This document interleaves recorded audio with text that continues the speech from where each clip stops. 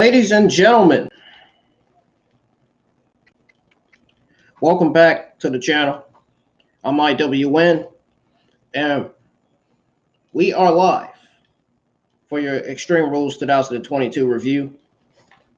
Now, sorry about that. Earlier, the whole reason why I ended earlier was because A, I was feeling dizzy, B, I was feeling mentally ill, and C, I needed to get off and get some rest quickly. So that is why I ended the stream earlier. It's not because of that troll that was in my chat saying wrestling's fake. It wasn't because of that. Not because the review was trash. It's just because I was feeling ill, man. I should have just scheduled it for the night instead of scheduled it for the afternoon. That's what I should have did, but I didn't. But anyways, guys, if you guys are new to the channel, man, and you want to see more WWE, AEW reviews and pay-per-view watch-alongs, hit that subscribe button. And don't forget to turn on the bell for all notifications so you don't miss any of those things. So you don't miss my Smackdown reviews and watch-alongs, so you don't miss my Dynamite reviews and watch-alongs, so you don't miss my Dark and Elevation reviews and watch-alongs that go live each and every single week here on the IWN YouTube channel. Also, you can follow me on Instagram at IWN. You can all you got to do is go to Instagram, look up IWN, and my page is there. You can follow me on Instagram, you can add me on Facebook, and you can still add me on Snapchat as well. Thank you all for joining me for this WWE 2022 Extreme Rules review. We're going to go ahead and get to it, because I know you guys are waiting for my thoughts on all the matches that were booked last night for Extreme Rules. So, the WWE Extreme Rules 2022 pay-per-view kicked off with the Brawling Brutes versus Imperium in a good old-fashioned Donnybrook match. So, as the Brawling Brutes made their entrance for the opening bout with Imperium, another White Rabbit teaser played for a moment, but was completely ignored by the announcers. And by the way, folks, I am okay. I was just feeling dizzy and mentally ill. That's why I ended the stream. It wasn't because of that troll in the chat. So as soon as the referee called for the bell, all 6 men paired up, pretty much began to fight. Sheamus went after Gunther. Pete Dunne focused on Giovanni Vinci, and Rich Holland attacked Ludwig Kaiser.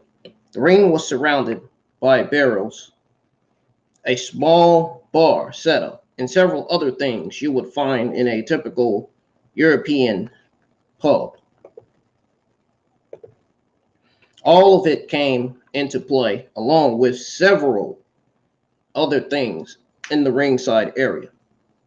This match was pretty much chaotic in the best way possible. Everyone was working their butts off and put one hell of a match on. This match set the roof on fire, man. Legitimately. After all was said and done, the Brawling Brutes were able to finally pick up the victory over Imperium in what was, I think, the best match on the Extreme Rules pay-per-view. If I was to pick the best match, I'd pick this match right here. The Donnybrook match, I think, stole the show way more than the other matches that were booked for this pay-per-view, just because of the rivalry between Sheamus and Gunther. I mean, their rivalry got up to this point. I mean, the Brawling Brutes needed a win. I mean, you don't want the Brawling Brutes looking like an embarrassment in the tag team division. You know what I mean? You want the Brawling Brutes to be a good tag team and not be a bad tag team where they have like a bad record. You know what I mean? So, Imperium's jacket, red ring jackets, are such a specific shade that always looks weird on certain types of HD televisions. Now, the dropkick Butch hit on Kaiser as he hung upside down in the corner was a slashy, or whatever the fuck it is. Whatever that thing he was using against neck was a cool shot. I think it was a shillelagh. That's what it's called. Yeah, shillelagh. So yeah, he was up and down in the corner with a shillelagh against his neck. Was a very, very cool spot. I gotta admit, I gotta be honest. God bless Sheamus for always being willing to take a beat. His chest looked very, very painful. Now, the way this match used weapons and other props was absolutely great. It was nuts, but it didn't quite reach the level of being overboard. Now, guys, I gotta ask a question. What are your thoughts on this Donnybrook match? Do you think this match was one of the best matches on the card, or do you think this was the only best match on the card? I think I picked this match out of all the other matches on the card. I'm not going to say it was the only best match on the card. I'm just going to say it was one of the best matches on the card. Just because. You know what I mean? I mean, this match, it didn't have any downs at all. In fact, it had a lot of ups in this matchup. These two teams absolutely killed it for all. And you know what? Honestly, the live crowd ate it up. They were going wild and crazy. It was to watch on television. This match has the caliber to be match of the year candidate, in my honest opinion. It was that good. That's how great this 3-on-3 tag team match was. Not to mention it was a tornado tag team, so you didn't have to tag anybody in. I like that Sheamus pinned Vinci rather than Gunther. It will mean a lot more if they actually save Sheamus' first win over Gunther for a key moment rather than having it happen during a 6-man tag match. By the way, there were no matches on the Kickoff Show. In case you guys didn't realize that last night. I was live with my WWE Extreme Rules that I was wanting to watch along. I pulled off another milestone of viewers. I got 1.3 quadrillion views. All thanks to you guys, man. Thank you guys so much for being in the live chat for my Extreme Rules watch along last night. It was a blast. We had a good time. I entertained you guys, trying to make you laugh as much as I could. And I did a little commentating on that as well. It was a great time last night. It won. I enjoyed that's what you call professional wrestling, man. I enjoyed Extreme Rules for what it was. I have to say, it's not really the greatest pay-per-view in all of WWE, but it's one of the best pay-per-views in all of WWE. Just based on the matches we watched, man. I mean, wow. Bangers after bangers after bangers. So, The Miz was interviewed backstage. He spoke about his birthday celebration on Raw. He said he wanted to talk to Triple H about it. Miz was distracted by something off camera. It was the Philadelphia Flyers mascot, Reed. You know, that thing that looks like a Cookie Monster from Sesame Street. Yeah, that thing. Who tried to give him a greedy Extreme Rules t-shirt. Miz laughed at the mascot for thinking he would actually put it on over his suit, pretty much. Miz dropped the t-shirt and then stepped on it and said that's what he thinks of the shirt. Greedy his city. Greedy picked up the shirt. threw it towards Miz, who had walked off camera. A video package set up the Smackdown Women's Championship match. Ronda Rousey made her entrance wearing a pink G, or whatever it is, pink gear, pink whatever it is, pink rope. That's what she was wearing, pink rope. Which Cole actually said was in honor of Nene LaBelle. And then, on top of that, she was wearing this black judo belt, too, as well, honoring her. So she wore a pink robe and a black judo belt. Liv Morgan made her entrance. Liv Morgan versus Rousey, in my honest opinion, this was the only worst match on the card. I did not like this match at all. I didn't really enjoy it that much. So, Irvin delivered in-ring introductions, and Rousey received more boos than cheers. Morgan received a favorable reaction. Morgan tried to use a bat as a weapon, but Rousey took her down, and the bat went flying. Rousey picked up the bat, then dumped it to ringside. Rousey put Morgan in an ankle lock, which Morgan escaped. The action spilled over to ringside. Morgan sprayed Rousey with a fire extinguisher. Rousey performed a Piper's pin. Morgan took a rough landing, but she did get up again.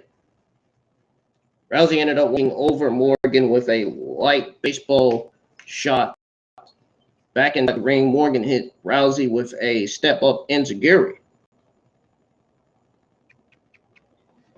So, we want tables chants broke out.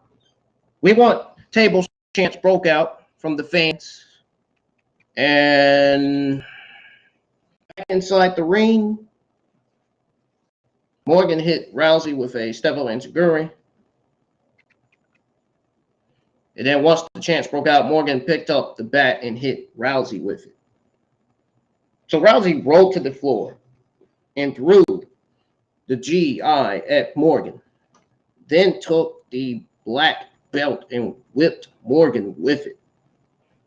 Man, that was brutal. That was the most brutalest scene on the pay-per-view so far. So far it was. Rousey used the black belt to tie Morgan to the ring post. Rousey grabbed the belt and beat Morgan with it. Morgan ended up free and was able to drive Rousey into the ring apron. Morgan pulled a table out from underneath the ring and then slided inside the ring where it was leaned in one corner of the ring. Rousey recovered and blasted Morgan with a knee to the head. Rousey put Morgan in a submission hold in the ropes. Both women ended up tumbling to the floor. So then Morgan battled back and performed a code breaker on Rousey, who had a chair in front of her face. So then Morgan covered Rousey for a near fall. Morgan set up the table in the middle of the ring and picked Rousey on top of it. Morgan went up top and performed a senton that put through the table. Morgan covered Rousey for, I should be calling her Rousey instead of Rousey, because that's exactly what she is. She still is Rousey. She is never going to be a fighting SmackDown Women's Champion. I'm telling you right now, never. As a heel, she ain't. As a babyface, she never was. Morgan covered Rousey for a near fall and then applied a submission hold. Morgan powered up Rousey and slammed her onto the broken table, which led to another 2 count. Rousey countered into a different submission hold. Cole called it a biceps crusher. Morgan smiled while passing out, and then the referee called for the bell. That was it. So then after the match, Rousey held up the title belt and looked to the crowd when they booed. She mocked them by pretending to wipe tears from her eyes. After Rousey left the ring, Morgan smiled and laughed while she was laying on the mat. The match was clunky with a mix of light weapons shots early, along with some gritness. Now, the Morgan title change just wasn't clicking. Of course, neither is Rousey as a babyface or as a heel. So one can only hope that the way she taunted the crowd means she's going to be a heel. Well, to me, she's already a heel based on what we saw in the match. She was never a good SmackDown Women's Champion as a babyface. She will never be a good SmackDown Women's Champion as a heel. I think WWE should have written Ronda Rousey off of TV and be done with it. Let her go. SmackDown doesn't need Ronda Rousey. Why is she on there? What is she doing on the SmackDown Women's roster? And then on top of that, Charlotte, why don't you release her from the company? Because really nobody gives a shit about Charlotte. I mean, do you really think anybody misses Charlotte Flair? No, I certainly don't. And I hope all of you that's watching don't either. Her moonsaults are one of the worst ever. The worst moonsaults you ever seen on television. I don't know how anybody can sit there and say, how any of these Charlotte Flair stings and geeks in the community can sit there and say, oh, well, Charlotte Flair's moonsault is better than Io Sky and Bianca Belair. No. Actually, Io Sky's moonsault is way better than Charlotte Flair and Bianca Belair combined. Yeah, how you like them apples? But this match was not, it was absolutely not good. It was absolutely horrible. It really was. I don't know how you could sit there. I don't know how anybody in the community can sit there and grade this and say, I'm going to give this a B because they got chemistry. No, Ronda Rousey and Liv Morgan have no chemistry together in the ring whatsoever. I think, in my honest opinion, Shayna Baszler, I said this earlier, Shayna Baszler should have got added to the SmackDown Women's Championship match because for the simple fact that she was somehow involved in this feud. Let me tell you how. Remember that interaction between Ronda Rousey and Shayna Baszler? Remember when Ronda Rousey said, she told Shayna Baszler, you used to be a killer. And then she walked away. I remember that. That line, you used to be a killer. So in other words, Ronda Rousey was telling Shayna Baszler that pretty much she's not the submission magician anymore. She's someone totally different. If I was Shayna Baszler, I would have jumped Ronda Rousey after saying that. I mean,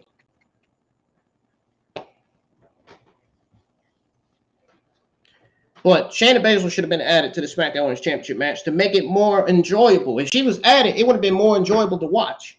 But Liv Morgan versus Ronda Rousey SmackDown Women's Championship rematch was not enjoyable to watch. It was absolutely garbage. The same kind of goes for that strap match between Drew McIntyre and Karrion Kross. This match was, in fact, slow. It really was. It felt weird at the same time, you know. So Karrion Kross, Drew McIntyre met for a strap match. But Kross did not want to allow the strap to be tied to his wrist. He attacked the Scottish Warrior before the bell. And see, that's the thing that got me right there. That's the thing that pissed me off. Why would you have Karrion Kross jump Drew McIntyre before the start of the match? That absolutely makes zero sense whatsoever. None. None. Awful, awful, awful. Why would you have him do that? The straps should have been tied to both Karrion Kross and Drew McIntyre. And then you start the match. Now have Karrion Kross jump Drew McIntyre. What the fuck is that?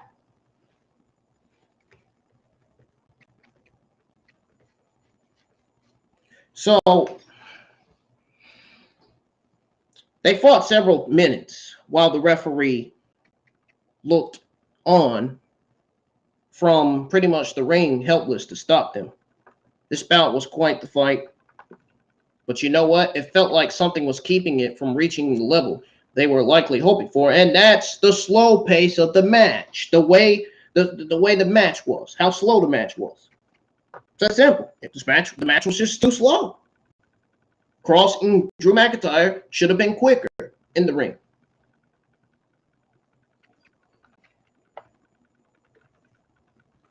So, good, not great at the same time. Now, what can be said is that both men put forward their best efforts. Scarlett paper sprayed McIntyre, which allowed Kross to nail him from behind and get the pin.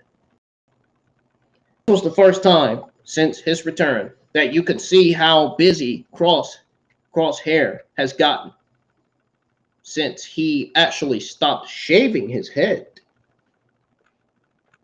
Having them fight for so long before the bell felt uncalled for and unnecessary.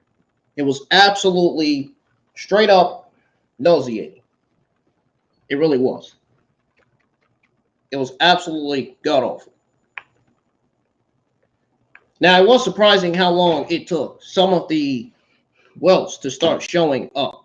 They weren't holding back with those shots. So,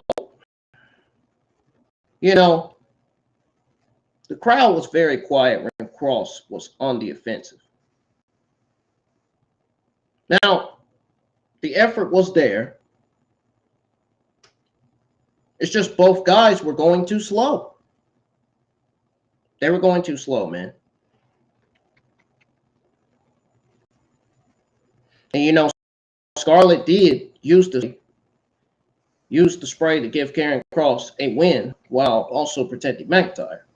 So the guys are pretty much going to be feeling that one for a few days. Both guys are. So the Miz was shown talking on the phone with Maurice and assured her that nothing would go wrong during his birthday celebration. Greedy showed up again, barked that he was on the phone and then stormed away. A video package set up the Raw Women's Championship match. Bayley made her entrance. NXT wrestler Nikita Lyons was shown. In the crowd, Nikita.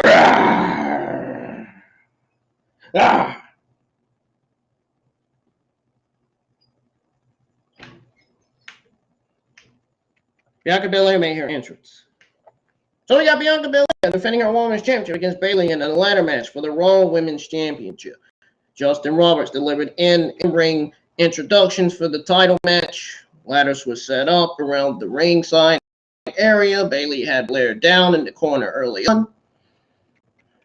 There were dueling chants. Belair avoided Bayley, trying to hit her with the ladder. Bayley came right back with a sunset bomb that drove Belair into the ladder. That was leaning corner of the ring, pretty much. Now, a short time later, Bayley Belair on a ladder that was leaning in on the ring side, on the ring steps, and the ringside barricade. Interesting. That was interesting. That was really interesting, man. Bayley dropped an elbow from the apron onto Belair, who held her left arm at her side. Belair hit Bayley with a piece of a ladder that was broken in half. Belair set up a ladder inside the ring and made a play for the belt, but Bayley stopped her. So then we got Belair pulling Bayley down with a spine buster. Belair combined the ladder, but Bayley kicked it, causing Belair to tumble. Bayley pulled out a weapon, but Belair cut her off from using it. Belair set up a ladder, climbed it, got her hand on the hanging belt. Io Sky Kodakai ran out. tipped over the ladder. Sky went up top, but Belair cut her off. Belair avoided a running kick from Guy. Belair hoisted both on her shoulders and performed a double KOD. Did we just see that, folks, last night on Extreme Rules pay-per-view on the WWE Network on Peacock? Yeah, we saw that. It was dead. It was devastating. Now, Michael Cole, that geek Michael Cole, asked Bayley took advantage. Cole asked Bayley took advantage of the extraction and went on the offensive.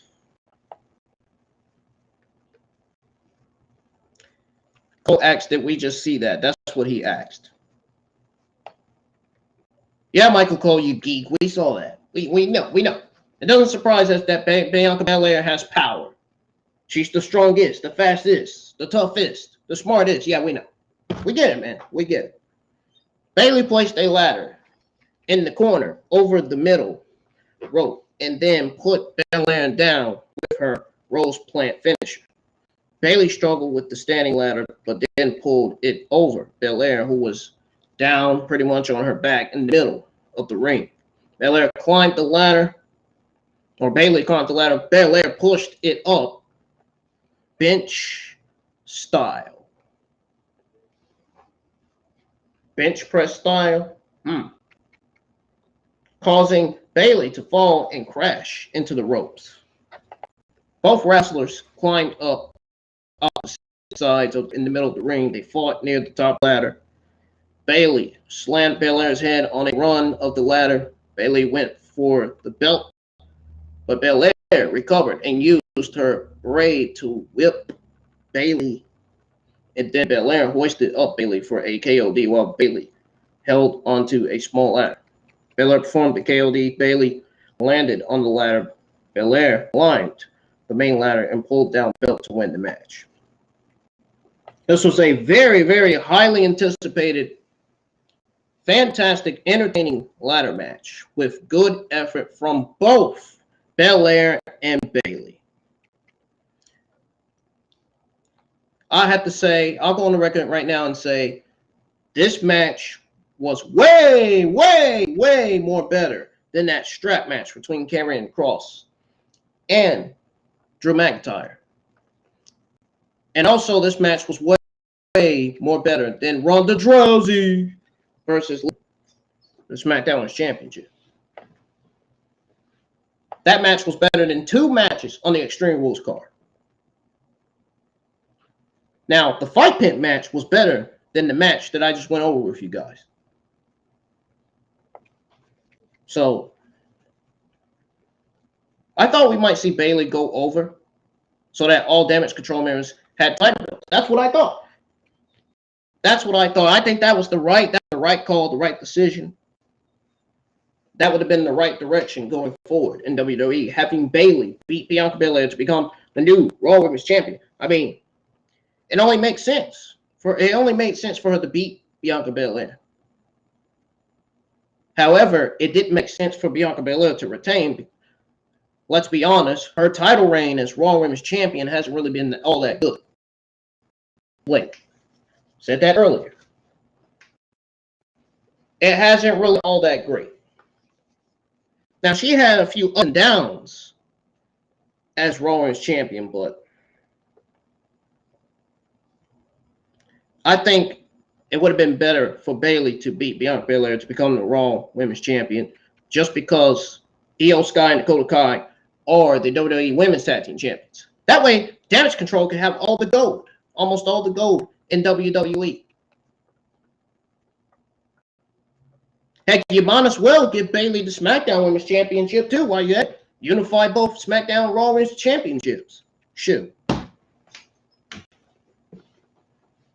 Just throwing it out there. But you know what? I'm really not happy that they didn't have Bayley win, because it would have made more sense for Bayley to win. Simple as that. But I will say, even though Bianca Belair's title reign hasn't been all that good, I will say that Bianca Belair went over pretty decisively. I guess it's going to be somewhat interesting to see what's next for her if they don't find a way back to a rematch. Now, at that point, if they're booking a rematch between Bayley and Bianca Belair for the Raw Women's Championship, I honestly would say that they should have had Bayley beat Bianca Belair to win that Raw Women's Championship instead of booking a match between both of them again. Now, if this feud is just starting, yeah, I get it. I understand. But if this feud lasted this long, that quick already, I would have personally had Bianca Belair drop the title to Bayley. I mean, Bianca Belair has been Raw Women's Champion for too long. It's time for a new Raw Women's Champion, and it should have been Bayley. Should have been Bayley winning this match, in my honest opinion. It makes perfectly creative sense.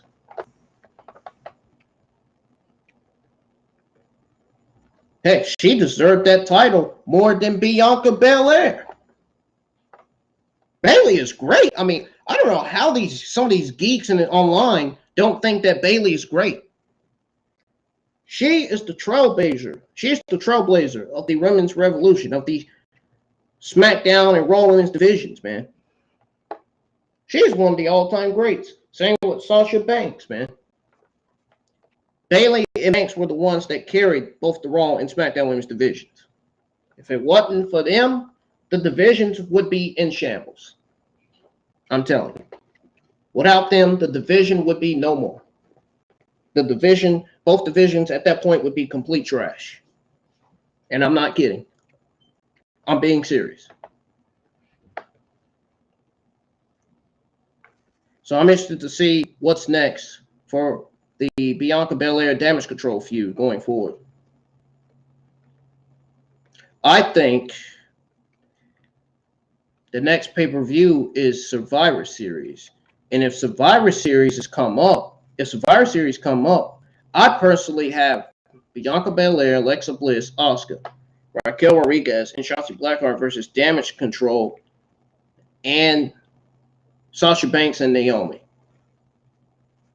And then for the men's Survivor Series team, I'd have Madcap Moss, either Madcap Moss, Ricochet, Drew McIntyre, Sheamus, and Pete Dunne, or Drew McIntyre, Ricochet, Madcap Moss, Sheamus, and Shinsuke Nakamura against Roman Reigns, Solo Sikoa, Jay and Jimmy Uso, and Sami Zayn, the honorary Uso. I think that's the way to go for Survivor Series, man. My honest opinion. Let me know what you guys think, man. And let me know if you guys think other matches will be booked for Survivor Series or not. I think there will be other matches booked. We have to wait and see and find out.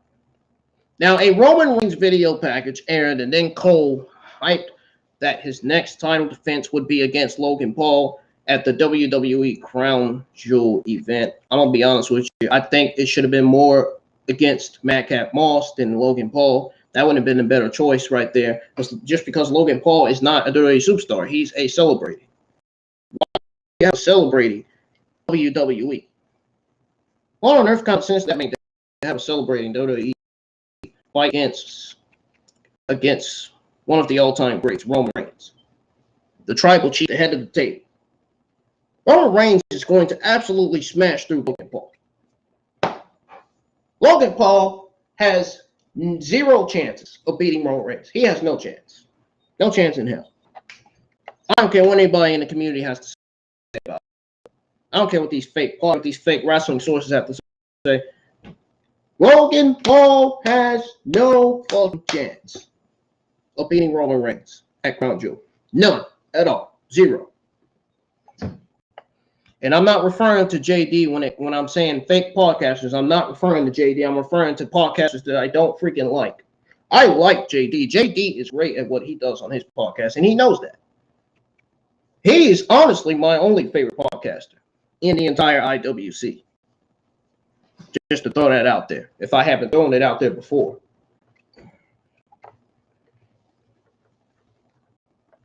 Ringside News are not fake. They're not dirt sheets. They do their jobs right. I hear all these geeks online complaining, oh, Ringside Dudes is always throwing out fake news. They're always going by what Dave Meltzer and Brian does. Is give out false information. Me a fucking break. You gotta be a dumb fuck to be thinking that Ringside News are dirt sheets. No, they're not. No, they're not. Still don't believe that to this day. I don't believe it. I just don't believe it at all.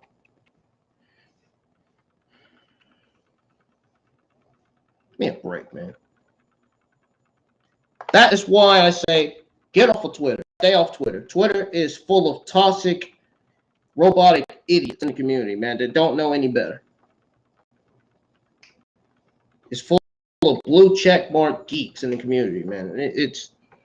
Twitter's not a good social media platform to get on.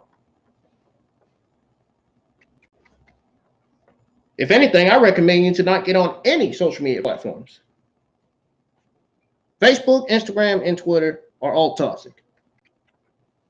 They are a complete disaster. They're full of idiots. They're full of retards. They're full of freaking... They are full of freaking negative and disrespectful people who cares about no one but themselves whatsoever.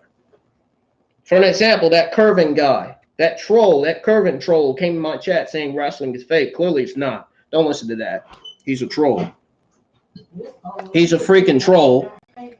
He's clearly a troll, man. He knows nothing. He has nothing better to do than to come in the chat and say wrestling's fake.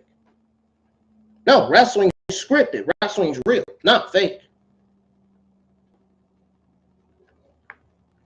Every time I see Curvin in my chat with that Miami Heat profile picture on his YouTube channel, I'm going to keep booting him out until he stops coming in my live chat saying wrestling is fake. Man, what a blithering idiot he is. Seriously. And then during my AEW All Out watch-alongs, he goes and creates 4 or 5 accounts spamming my chats and stuff. The more you spam my chats, the more chance you have getting booted from my live chat. I don't even have to boot you. My moderators can boot you from the live chat. Simple as that. Given that I have 2 free moderators, YouTube moderators.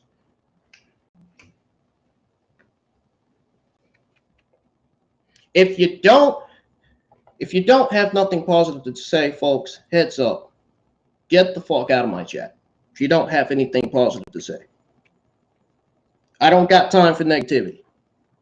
If nobody has the balls to say any positive things about me, then you can kindly get the fuck out. You might as well go fuck yourselves at that point.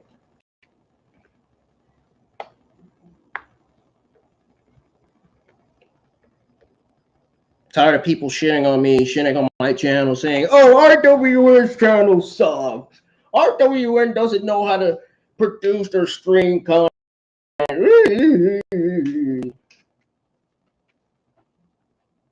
When a YouTube content creator is streaming content and going live for their watch-alongs reviews, they don't want to see negative comments in the live chats, man. No, leave that at home. Leave that somewhere else. We don't want to hear that. I don't got time for that. Seriously. Cut the crap. Stop whining like a bunch of 12, 14-year-olds and be grateful for the content that these YouTube content creators give you, like myself. That's all I got to say. So anyways, as I was saying, a Roman Reigns video package aired, and then Cole hyped that his next title defense would be against Logan Paul and a Crown Jewel event. The broadcast team hyped the previously advertised segments from Monday Night Raw's season premiere, where the Generation X will be celebrating their 25th anniversary. I think. I don't know. I mean, I saw it on TV yesterday. It's like sometimes when you say stuff, you don't remember it. Sometimes you say stuff you do remember. It happens. But I did see on TV that it says that the Generation will be celebrating their 25th anniversary on the season premiere Monday Night Raw. And then we saw that Austin Theory versus Johnny Gargano will be taking place on there. And much more other matches will be booked tomorrow for Monday Night Raw. And I'll keep you guys up to date. I'll keep you guys up to date on the matches that's going to be booked for that show and what's going to go down on that show. A video package set up the I Quit match. Entrances for the match took place with Edge coming out first. A spiked gimp mask wearing Finn Bálor followed. It did not have any members of Judgment Day with him. Edge versus Finn Bálor in an I Quit match. This was a good match and had good storytelling. Edge shoved Bálor into the corner and worked him over with various strikes. Cole and Graves spoke about how humiliating it is for a WWE wrestler to say the words, "I quit." Edge shoved Bálor into face first into the corner of the ring.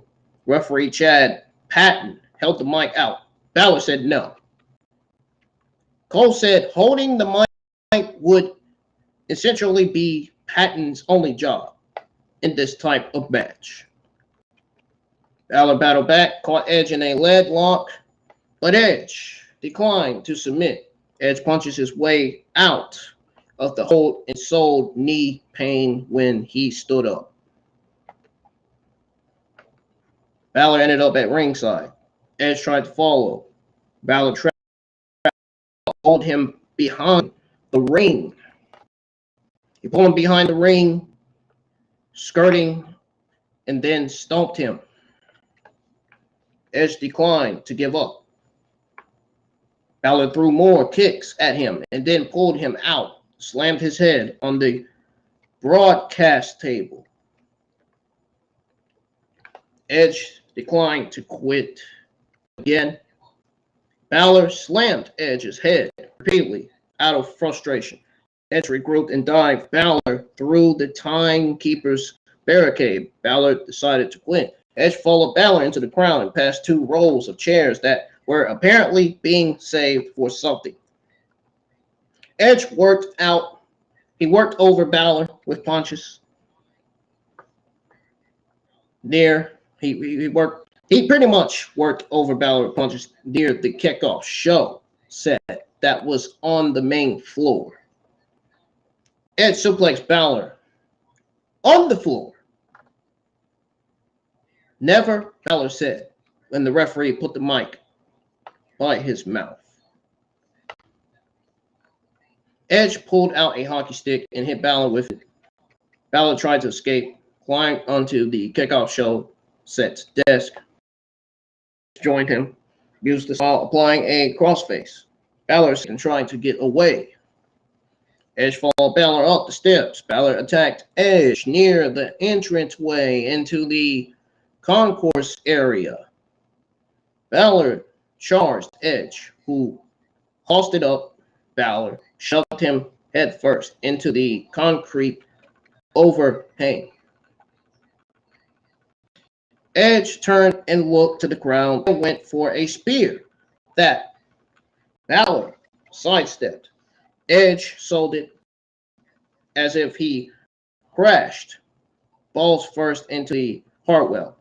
Now, listen, guys, going back to what I said about this Ronda Rousey and Liv Morgan match, even though Ronda Rousey beat Liv Morgan to become the new SmackDown Women's Champion, I can only hope that this will be the beginning of the Shayna Baszler and Ronda Rousey rivalry, because the SmackDown Women's division needs help right now.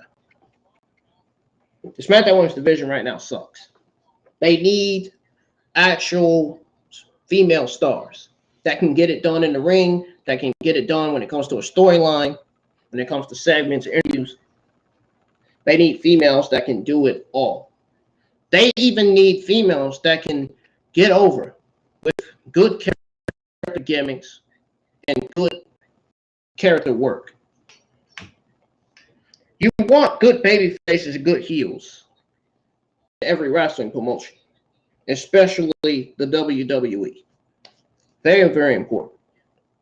Very, very important to be healthy and be in shape too when you're coming back from an injury, returning like that. You know, I can only hope that we get the Rousey and Shayna Baszler feud starting this Friday. I don't want to see Liv Morgan coming out asking for a rematch. Please, end that feud. Nobody cares about the Ronda Rousey and Liv Morgan feud anymore. You seen Liv Morgan was getting embarrassingly booed by fans in the arena. And both Liv Morgan and Ronda Rousey, they were booing the match too. The match sucked. The match sucked, man. It was terrible. So they were not only booing Ronda Rousey, they were booing both Liv Morgan and Ronda and the match itself. The match was so bad, I could have sworn I saw half of the crowd leaving the arena. That's how freaking awful that SmackDown Women's Championship match was.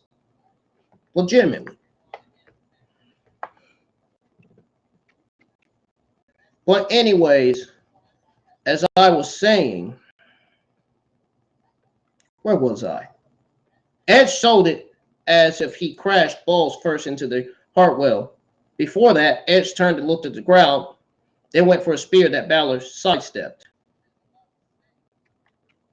So once he crashed balls first into the Hartwell, Edge walked gingerly down the steps. Bálor caught up to him and kicked him, then choked him over the Hartwell. Both men eventually ended up back at ringside where Bálor jabbed a chair. Bálor jabbed a chair into Edge's gut. So Edge pretty much rolled back inside the ring and Bálor followed. Bálor slammed a chair over Edge's back and then jabbed him in the gut with it several times after he rolled over. Screw you! Screw you, Finn, Edge said when Patton put the mic up to his face. Bálor hit him with the chair a few more times. I don't quit, Edge said. Bálor showed frustration. Bálor applied a crossface. But Edge declined to quit again. Bálor threw knees to Edge's back and told the referee to ask him again. Edge said no. Edge finally bounced back and worked over Bálor's left knee with a chair. Edge applied a submission hold. Damian Priest ran out and went after Edge, who cleared him from the ring. Dominic Mysterio ran out. Edge dumped Belair. Edge dumped Bálor on the apron. My God, I keep saying Belair, man. Then ran the ropes and speared him, and both men fell onto Priest and Dom. Edge threw Belair. I keep saying Belair. Every time I look at the word Bálor, I keep thinking it's Belair. Every time. Because we just went over the match between Bianca Belair and Bayley. So Edge threw Bálor back inside the ring and set up for a spear. Rhea Ripley popped up on the apron, handcuffed Edge to the top rope. Ripley smiled while showing that she had the key. Michael Cole called Ripley a witch. I don't know if y'all took note on that last night, but I thought it was kind of hilarious. Not that hilarious, but you know. Now, Bálor, Priest, and Dominique entered the ring and stood behind Edge, who turned around and threw punches at them. But they quickly outnumbered him and beat him down. Bálor went to ringside and brought back a pair of kendo sticks. Bálor beat Edge with a kendo stick, while Cole pleaded on commentary for Edge to quit while saying no one would think any less of him or his Hall of Fame career. Bálor beat Edge with the kendo stick. The referee put the mic in front of Edge's face again. Rey Mysterio's entrance music played. And I did say, when Rey Mysterio got taken out by Dominique, I did say that Beth Phoenix is going to come out. Watch. Beth Phoenix is going to come out. So Rey Mysterio's entrance music played. Rey ran out and got the better of Bálor and Priest. But Dominique took out his own father. Dom ran Rey into the barricade and then the ring post. Dom held his father's arms while delivering boots to his head. What is wrong with you? Cole asked Dominique on commentary. He's your father, for God's sake. In the ring, Bálor worked over Edge with more kendo stick shots. Remember on my WWE Extreme Rules 2022 live stream watch along, I said watch. Beth Phoenix is going to come out. If you go check it out right now, guys, you go to the part where Rey Mysterio is getting beaten up by Dominic, and you'll hear where I said, watch. Beth Phoenix is going to come out.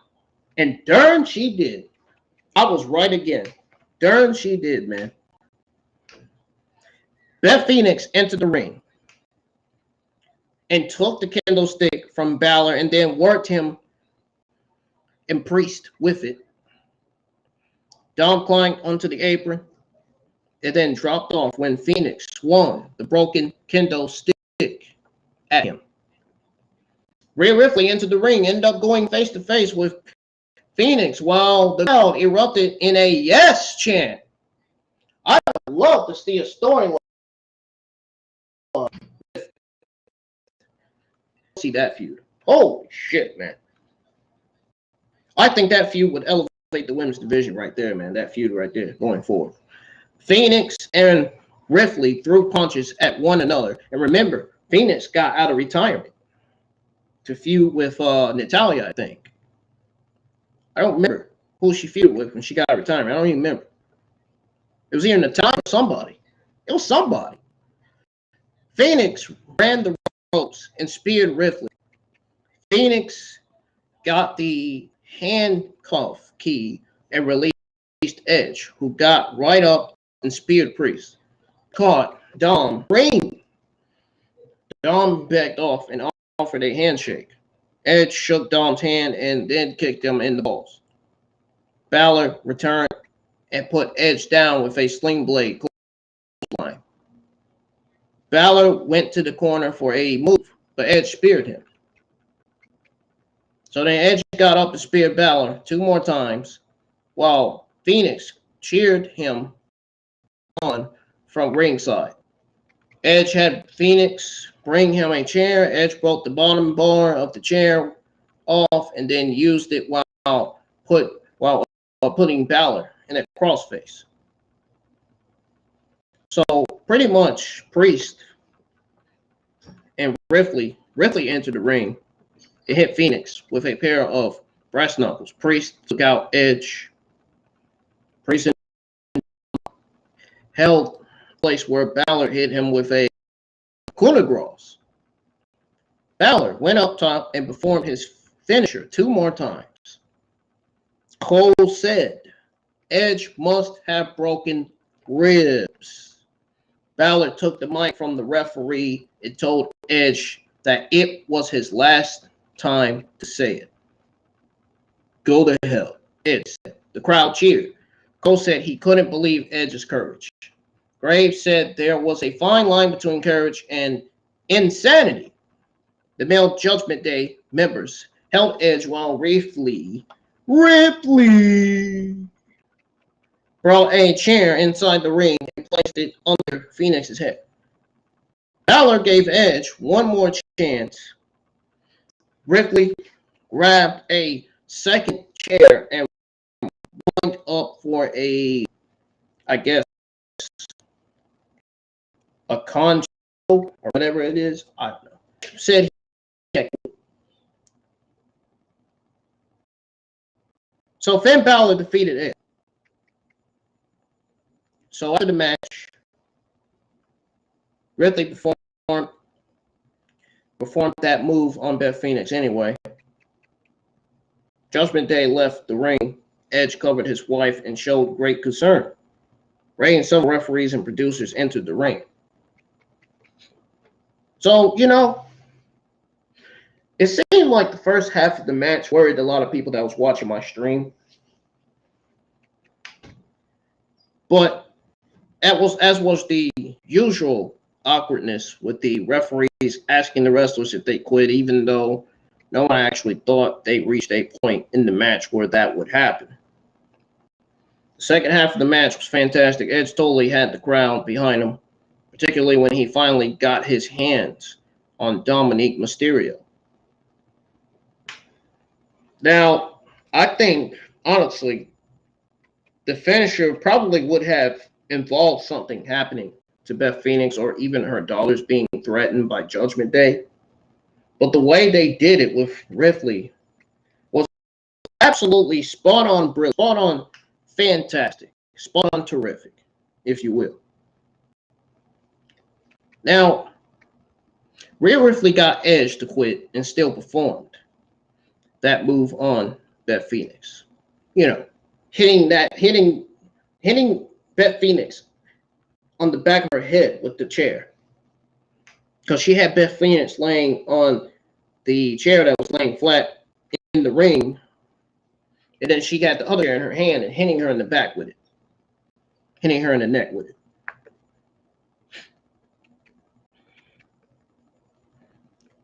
There should be a lot of interest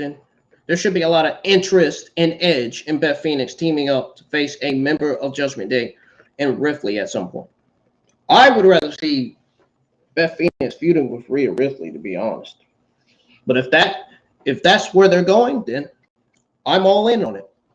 Long as it's great. Long as the match is done and produced right, Long as the shows are written right, we're good to go. Long as the match is booked right, we would absolutely be certain that the match is going to be, the mixed tag team match is going to be great. I wonder if they'll go with Finn Balor and Rhea Ripley versus Edge and Beth Phoenix, or Dominique and Rhea Ripley versus Edge and Beth Phoenix. I wonder which one they're going to go with. Or maybe they should go with Damian Priest, because Damian Priest Edge is almost taller than Damian Priest. I would honestly go with Damian Priest and Rhea Ripley versus Edge and Beth Phoenix. Honestly. In a mixed tag team match. If that's the way they're going. I don't know. We'll have to see. We will have to see, man. So, a Charlotte Flair video package aired, perhaps while Peacock's ad-based users were pretty much watching an ad. Oh, Lord, I hope that's not a sign that Charlotte Flair is coming back. Please don't tell me we're going to be seeing the android coming back to WWE. I hope not. I hope not. Miz was able to knock on Triple H's locker room door when Greedy showed up with the t-shirt. Miz attacked the mascot and left him lying. However, when he turned around, Dexter Lumis was behind him. Miz tried to run. Lumis put him in his finishing hold and choked him out. Lumis helped up Greedy, who pretty much knocked Miz before walking away with Lumis. So then we got another video package setting up the main event this time. The fight pit structure was shown hanging above the ring. Special referee Daniel Cormier made his entrance.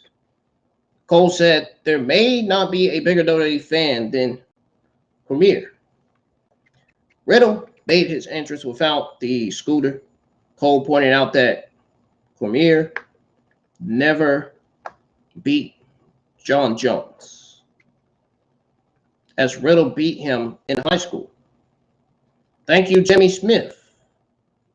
Seth Rollins made his entrance. And then music played while the fight pit structure was lowered around the ring.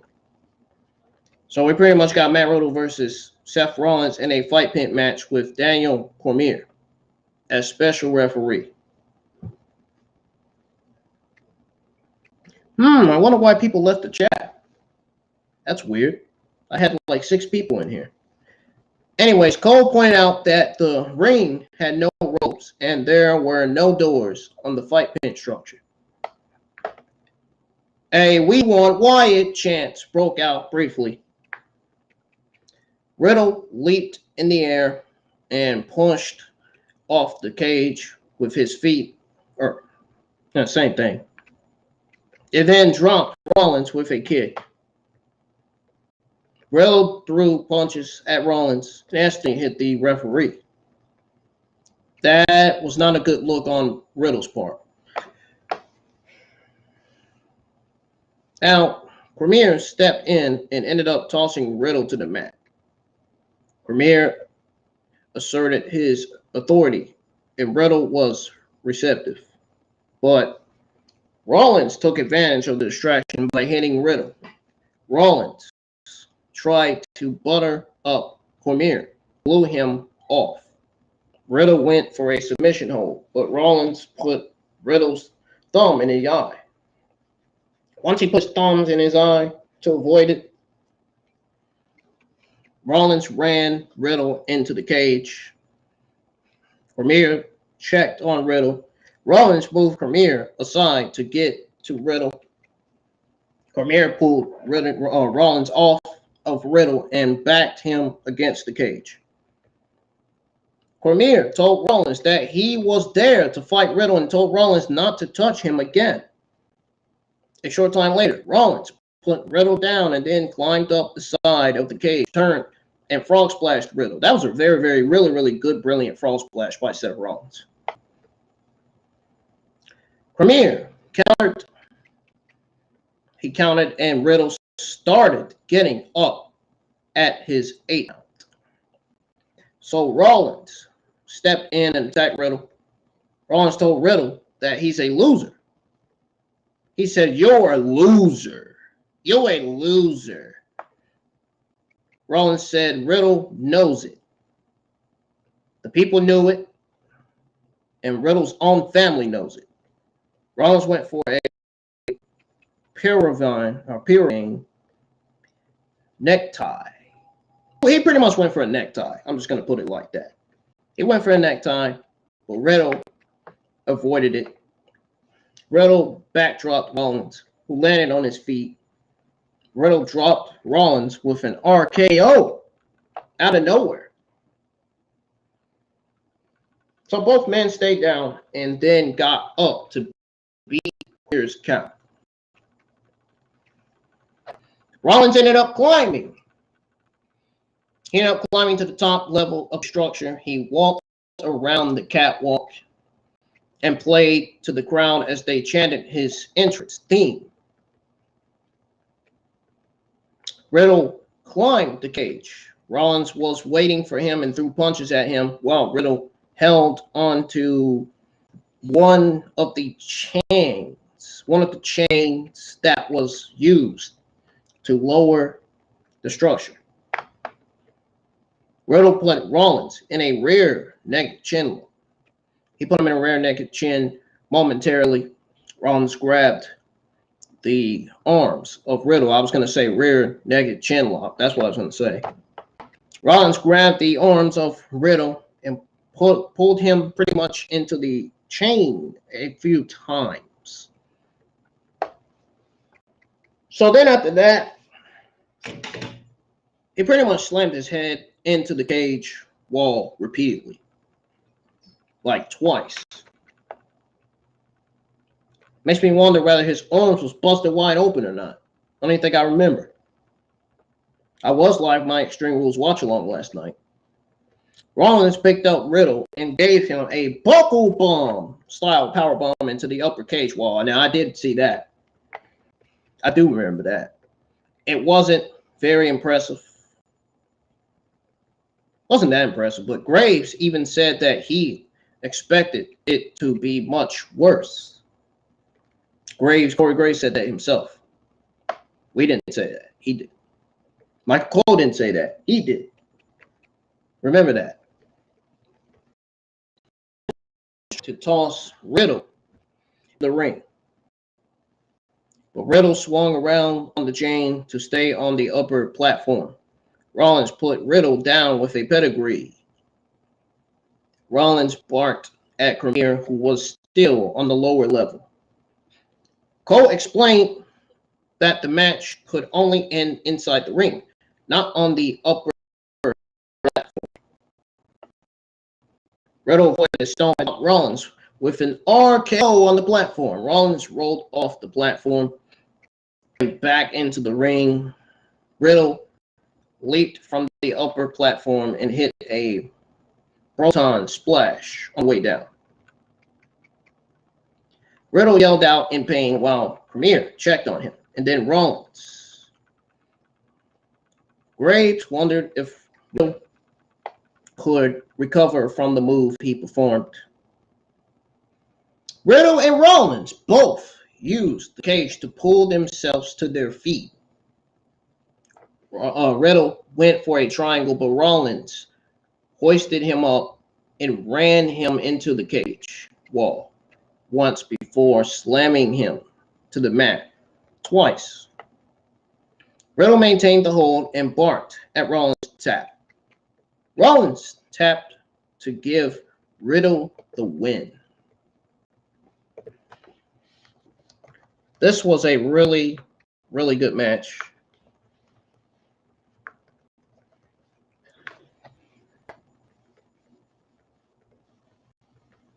Really, really good match, man. I enjoyed it for what it was.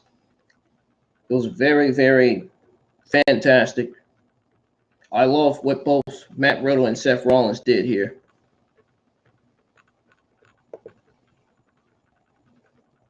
The Proton spot was wild. And I do, in fact, like the way Riddle held onto the triangle despite Rollins attempting to break it up. The crowd didn't think this was going to be the finish. Rollins tapping out came off a little flat still. Myself and everybody else that watched my Extreme Rules 2022 watch along, that watched Extreme Rules, enjoyed the match. I'm happy that they both didn't do anything silly to ruin the fight pin gimmick during its first main roster appearance.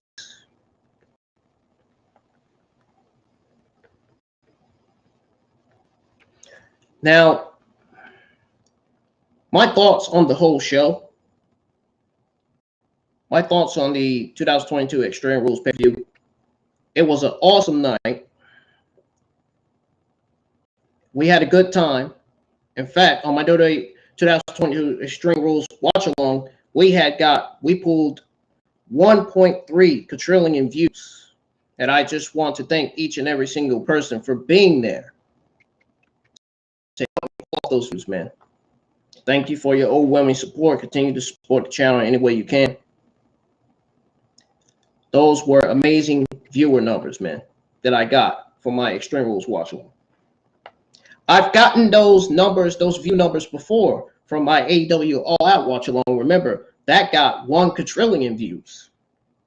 And my AEW Dark Elevation watch-along that has Parker Boudreaux on the thumbnail, that watch-along had 1 quadrillion views. I'm doing something right, obviously. Those views and the likes I get should be enough to tell everybody that I am doing something absolutely right on the channel, man. I am doing absolutely great at what I try to do. But it was an awesome night.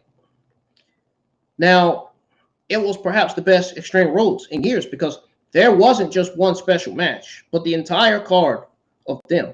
And obviously, the big news to come out of this is the return of Bray Wyatt in the most theoretical and fitting way I've seen for anyone in WWE.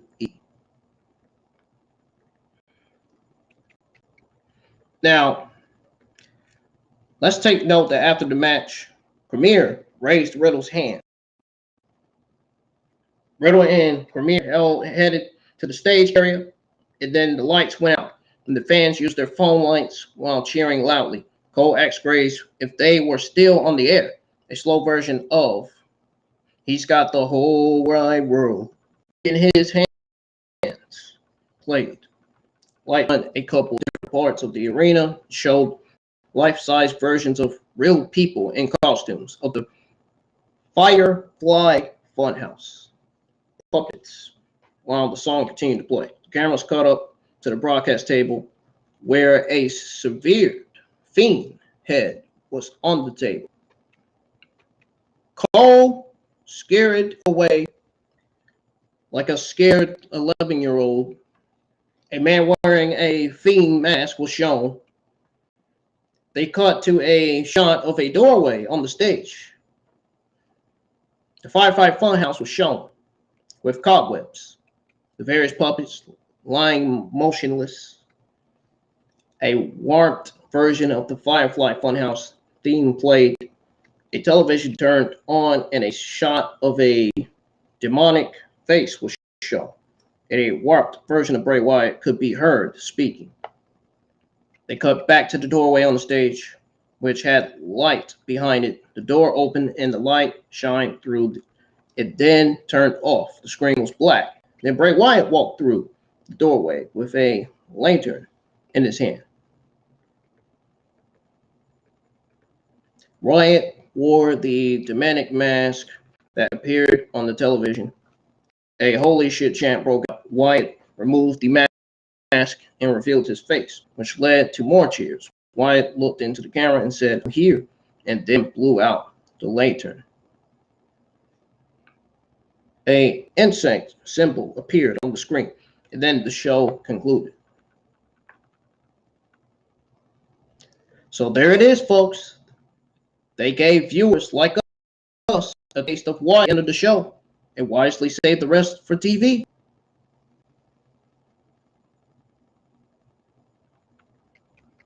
Now, I would have been more happier to see the Fiend because the Fiend was wasted and buried on TV, and I wanted the Fiend to rightfully get his push. You know what I mean? But you know what? At the same time, it's great to see Wyatt back on television. The visuals were really cool, and it should be a lot of fun to see what comes next. Now, other fans wanted to see people embody the Firefly Funhouse cast. We got it here. It might be a one-off thing, but that was still great to see. And everything about it tells me and tells everybody else that this is some sort of ultimate Bray, where he's I don't know. He's a shadow of all his previous iterations, so to speak, I guess. Plus, him not attacking anyone is a great way to keep us guessing. There have been teases all over during this White Rabbit campaign. Now, Bray could have a huge impact on something for Raw's season premiere. Speaking of one of the many people I certainly expect Bray to target, we got an awesome strap match out of McIntyre versus Karrion Kross, but with a bit of a boomer finish. I know Scarlett didn't get her fireballs right, but did she need to pepper spray McIntyre? I suppose if she's going to attack McIntyre, the only believable thing would be to use an item like that, but it's still a shame. At the same time, McIntyre will probably want a rematch. They can take this feud to Crown Jewel or beyond, maybe. McIntyre can come all out the stronger for it as we head into the Royal Rumble and the road to WrestleMania. Now, the other person I thought he was after was Seth Rollins, given that Rollins almost murders Bray finish from Hell in a Cell a few years ago. Now, the Fight Pit was an awesome match. I just said that earlier. We did get great interactions from Riddle, Rollins, and Premier about how he's to be respected as a referee. Great use of the upper deck, namely that super Proton spot. Riddle winning made a lot of sense since Rollins won at Clash at the Castles. and had otherwise given the better of Riddle in their other interactions, it's still a bit odd. Rollins is getting the United States Championship match this Monday, which happens to be tomorrow. But Lashley named him, so that's just how it is. Now, it'd be really interesting if Bray kept Rollins from winning the title. Moving away from Bray, we got a good opener in the 6-man Donnybrook match, which I thought was the best match on the pay-per-view. As I was saying in the beginning of the review, Sheamus may not be Intercontinental Champion, but he and the Brawling Brutes winning made perfect sense. Now, we might see Sheamus and the Brawling Brutes getting new chances at titles. It's not like Sheamus versus Gunther round 3 would ever be a bad idea. I think Gunther versus Sheamus round 3 is either going to be at the Royal Rumble or at WrestleMania. I can see it being at WrestleMania, to be honest. That is a WrestleMania caliber match. Not only is it a championship match, but a caliber match, WrestleMania caliber match as well. So I can see them facing off at WrestleMania. Now, I love what we got out of The Miz and Loomis. Miz gets heat real easy being mean to Greedy, the Philadelphia Flyers mascot. But, of course, Greedy and Loomis get payback on Miz. Now, it was obvious that Loomis was going to show up again to mess with Miz's birthday celebration. And I'm pretty sure you all are wondering if Miz and Maurice will have a trap set for him because of how obvious that is. Now, the I Quit match was also great stuff. They really explored the arena. Judgment Day gets involved. They waited, but I do respect they played it to where the faction only acted if Finn Bálor was going to lose. Ray and Beth getting involved was also fitting. Now, I just knew this would go down, like Roman versus Jay. Beth was the emotional. She was the emotional for Baduri. She was just physically emotional, upset, sad, vulnerability. Judgment Day used it. They used it. Now, I know some of y'all probably didn't think that Rhea would still home chair to bit like that with Survivor Series now part War Games. You can bet we get Judgment Day versus Ray, Mysterio, Styles, and Edge. Now, there is a possibility of a mixed tag, Edge, Beth Phoenix versus Dom and Rhea. That's what I was saying earlier. We're either getting Dom, Rhea versus Edge, Beth, or Damian Priest and Rhea versus Edge, Beth Phoenix. That's what I was saying earlier, folks, as I stated. Now, after seeing the interaction, I feel like, and you guys should feel like that, like this too when I say this. Now, I feel like I honestly feel like Beth and Rhea should get their own one-on-one match so that they can both shine. This would elevate the Raw Women's Division, I believe, my honest opinion. That would be a women's resolution kind of one-on-one match, if you will. In my honest opinion, it is. And speaking of the women's division, great stuff out of both title matches here. Well, not the Liv Morgan versus Ronda Rousey match, but perhaps Bayley versus Belair for the Raw Women's Championship. Yeah, that match between Liv Morgan and Ronda Rousey was terrible. It was absolutely awful. I'm not going to lie to you. Now, the high levels of shenanigans with Ronda Rousey just stringing off the fire extinguisher blast. Ronda's the baddest woman on the planet. Yes, she is. Not a She-Hulk. She's not Captain America. She's not Wonder Woman. Now, she really needs to accept that getting hit with that stuff would affect her like it would anyone else. And in the end, I knew and everybody else that was in the live chat for my Extreme Rules watch along knew. We all knew that Ronda would win. There's no way she's losing 3 times to someone, let alone 3 times in a row. Let alone someone that's worse than she is. They also, I guess they somewhat did good, which actually, no, they didn't do good to protect Liv Morgan. I'd say they did a terrible job protecting Liv Morgan by having her pass out. Not tap out, of course. Liv Morgan's character work, need to work on it a little bit. It's not all the way there yet. Now, she smiled as she went out. I don't know about Crown Jewel, but I hope to God we do not see these two go at it again at Survivor Series. I mean, why would you book this match when Ronda Rousey and Liv Morgan are on the same brand? It doesn't make sense.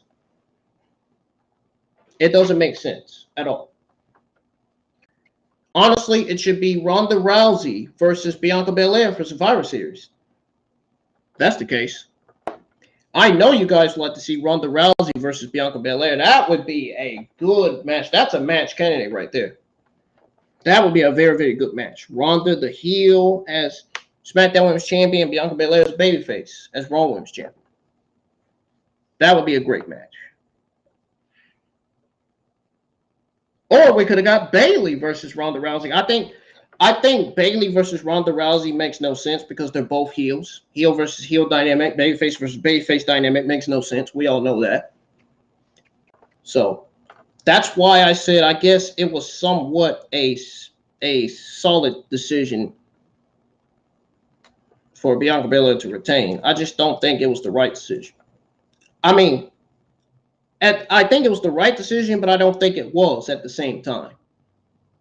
I'm going with both here, the way I'm seeing it. I think Bianca Belair, the SmackDown Women's Champion, Bianca Belair versus the Raw Women's Champion, Ronda Rousey, will be a good match for Survivor Series. That is a match they need to book right there. And then you got Gunther as United States Champion and Bobby Lashley, or Gunther as the Intercontinental Champion and Bobby Lashley as United States Champion, excuse me. You book Gunther, the Intercontinental Champion, versus Bobby Lashley, the United States Champion. And then your SmackDown, well, the Usos are the SmackDown Tag Team Champions. So I guess there should be no tag team matches for Survivor Series. So basically, you have Drew McIntyre, Madcap Moss, Ricochet, Sheamus, and Shinsuke Nakamura versus Roman Reigns,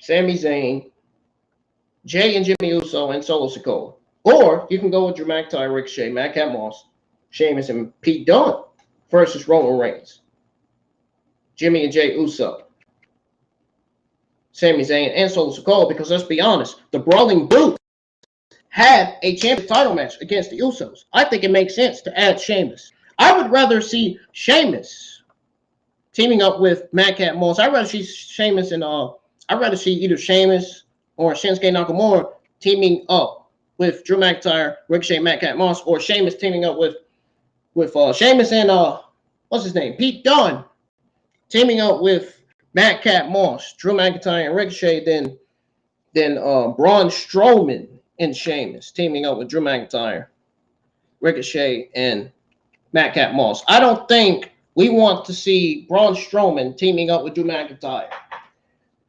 Madcap Moss, Ricochet, and Sheamus against all the members of the Bloodline. No. I don't think so. If Braun Strowman wants real competition, why don't they book him against Omos? Don't you still have Omos on the Monday Night Raw roster? Why don't they book him against Omos? I mean, even though I don't want to see the match, but I think it should be booked. Two giants going at it. I kind of have a problem with that. I really don't think it should be booked, but I think since they would run out of ideas, I think they should just book that since they're both on different brands. Or you could easily have Damian Priest versus Braun Strowman. I don't know. But Drew McIntyre, Madcap Moss, Ricochet, Sheamus, and Pete Dunne. Or Drew McIntyre, Madcap Moss, Ricochet, Shinsuke Nakamura, and Sheamus versus all the Bloodline members, Roman Reigns, Solo Sikoa, Jimmy and Jey Uso, and Sami Zayn would be the way to go. And then for your women's Survivor Series War Games, you have Damage Control. Damage Control's Bayley, Io Sky, Dakota Kai, and Sasha Banks and Naomi versus Raquel Rodriguez, Gonzalez, Shotzi Blackheart, Alexa Bliss, Asuka, and instead of Bianca Belair, we get someone else. We get a new leader, a new female leader added to the Raw women's team. So, Damage Control, Sasha Banks and Naomi versus Raquel Rodriguez, Shotzi Blackheart, Asuka, Alexa Bliss, and a mystery partner.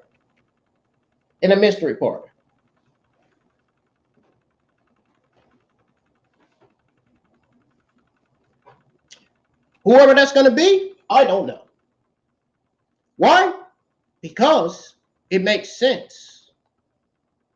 It makes sense for Bianca Belair to be booked against Ronda Rousey because Bianca Belair is the Raw Women's Champion. Ronda Rousey is the Smackdown Women's Champion.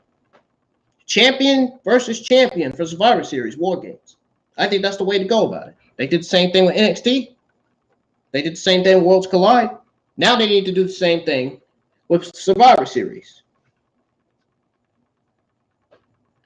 And then you got those three matches, and you got Bobby Lashley, the United States Champion versus the Intercontinental Champion Gunther. That's 4 matches right there for Survivor Series that I would honestly book, in my honest opinion. Those are 4 matches you should book right there. I don't think Io Sky and Dakota Kai should be defending their titles for Survivor Series. That would be one of the worst creative decisions ever. No. Have them team up with Bayley, Sasha Banks, and Naomi going against Raquel Rodriguez, Shotzi Blackheart, Alexa Bliss, Asuka, and the mystery partner. That's the way to go about it. But that's the 4 matches that should be booked for Survivor Series. They should go with that. If they don't go with it, then we got a problem. We got an issue here if they don't go with it. And since the Usos are still the WWE Undisputed Tag Team Champions, they don't need to defend their titles.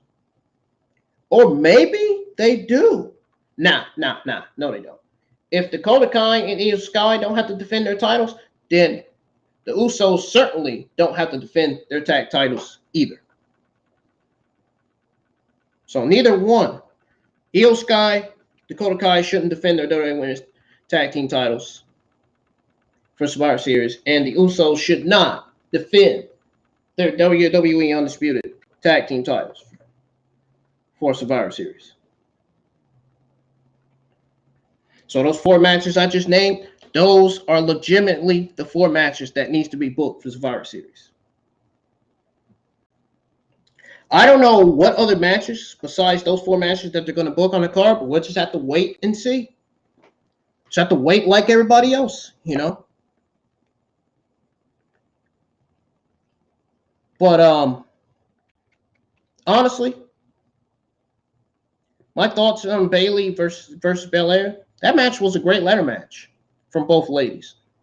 We had a little surprise that had Kai and Sky stay backstage as long as they did, similarly to Judgment Day.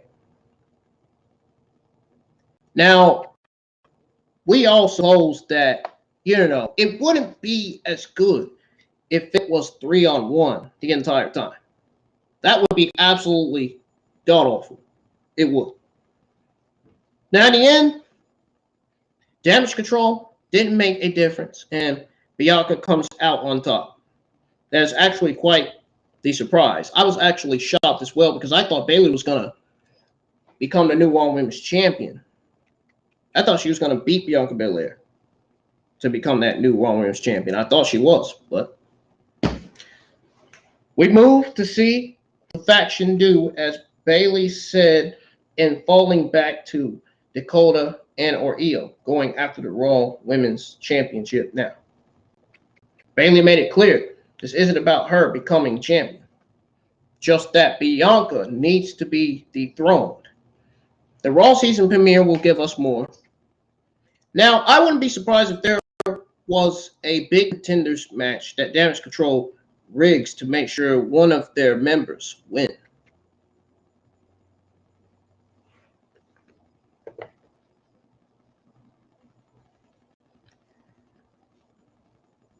Now, overall, this was a top-notch show. They had the big Wyatt review at the end because the main event finish would have ended the show on a bit of a flat note. Well, that's going to do it for your WWE Extreme Rules 2022 review. Now, ladies and gentlemen, guess what time it is? Guess what time it is, folks? Guess, man. Guess what time it is, man? It is time for your WWE and AEW Sunday Night News.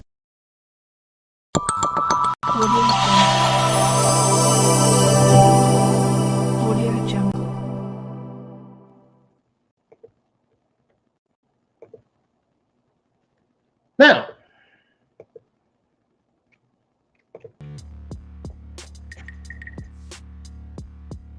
we are going to start with the news on what exactly happened to Bray Wyatt after WWE Extreme Rules went off the air. We're going to start with the news on that.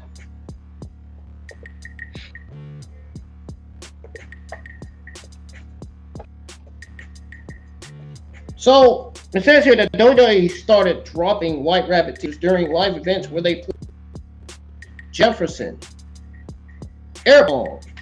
That was then followed by QR codes, further hinting at something mysterious. Ringside News, my only sources I have in the wrestling community. I mean, I don't know what other sources you guys think. They're the best at what they do here. Ringside News exclusively reported that WWE brought in director Rob P to pretty much make sure the White Rabbit review is done correctly. Naturally, fans started believing Bray Wyatt was going to appear. That is exactly what happened as Bray Wyatt made his trumpet return to WWE television during the Extreme Rules Premium Live event. Yes, we already went over that. Naturally, fans were elated due to this. Wyatt removed his mask, the show went off the air. After his logo was seen on the screen, after the cameras stopped rolling, Bray came out of the door and greeted fans for a second.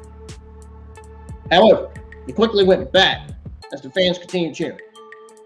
So, I guess we'll have to wait and see how well Bray Wyatt will be now that he is finally back in the company after so long. What are y'all's thoughts on this story? Let me know in the live chats, please. There's some more news on Bray Wyatt. So apparently, Bray Wyatt actually reacted to his own return at Extreme Rules. Bray Wyatt's Fiend character was one of the most creative gimmicks in the history of WWE. Unfortunately, like many things in WWE, his character was not used well in the end. That's why I thought they were going to bring the Fiend character gimmick back so they could use it right, now that Triple H is in charge of WWE. If Bray Wyatt were to come back with his Fiend character, Triple H would book him and use him right while he's in his Fiend character gimmick. The Eater of Worlds was released by WWE back in July of last year. Since then, the world wondered what his next destination would be. There were several hints that he would return to WWE as well for the past few weeks. As luck would have it, that is exactly what happened as Bray Wyatt made his return during the Extreme Rules Premium Live event. He came out at the very end of the show after Matt Riddle and Seth Rollins' fight pit match.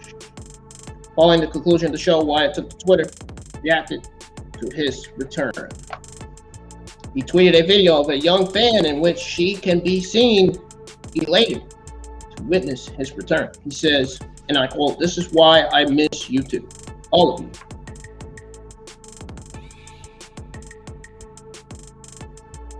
So we have to see how Bray Wyatt will fare in WWE now that he has finally returned. Now, there is some news on Elektra Lopez. There's some news on her. We're going to talk about it. We're going to go over it. So apparently, guys, get this. Get the scoop on this. Many in WWE believed that Elektra Lopez was getting main roster call-up. And that includes myself. I even believed to this day that she was going to get a main roster call-up. That might have not been the case, because Zelina Vega came back to WWE back in 2021 after she was released for violating the company's ban on third-party sites. Regardless, things are much better now in WWE, and she couldn't be happier. In fact, she recently replaced another female star in surprising fashion. Vega was away from WWE since April of this year due to injury. Fans continue to wonder when she would come back as well after so many months. Zelina Vega finally made her return on this week's Smackdown, where she came back alongside Legado del Fantasma. Obviously, you guys know what that faction is. So many believed that Elektra Lopez was going to be joining Legado del Fantasma, but that was not the case whatsoever, which I kind of figured. In fact, Lopez was ridiculated. She was ridiculated for a tweet that did not age well. While speaking on Wrestling Observer Radio, Dave Meltzer noted that many in WWE believed Elektra Lopez was going to be called up to the main roster as well. Obviously, that didn't happen because plans changed for the former NXT stable. So we are actually going to go to that story. I'm actually going to go over that with you guys. So apparently, the Legado Fantasma,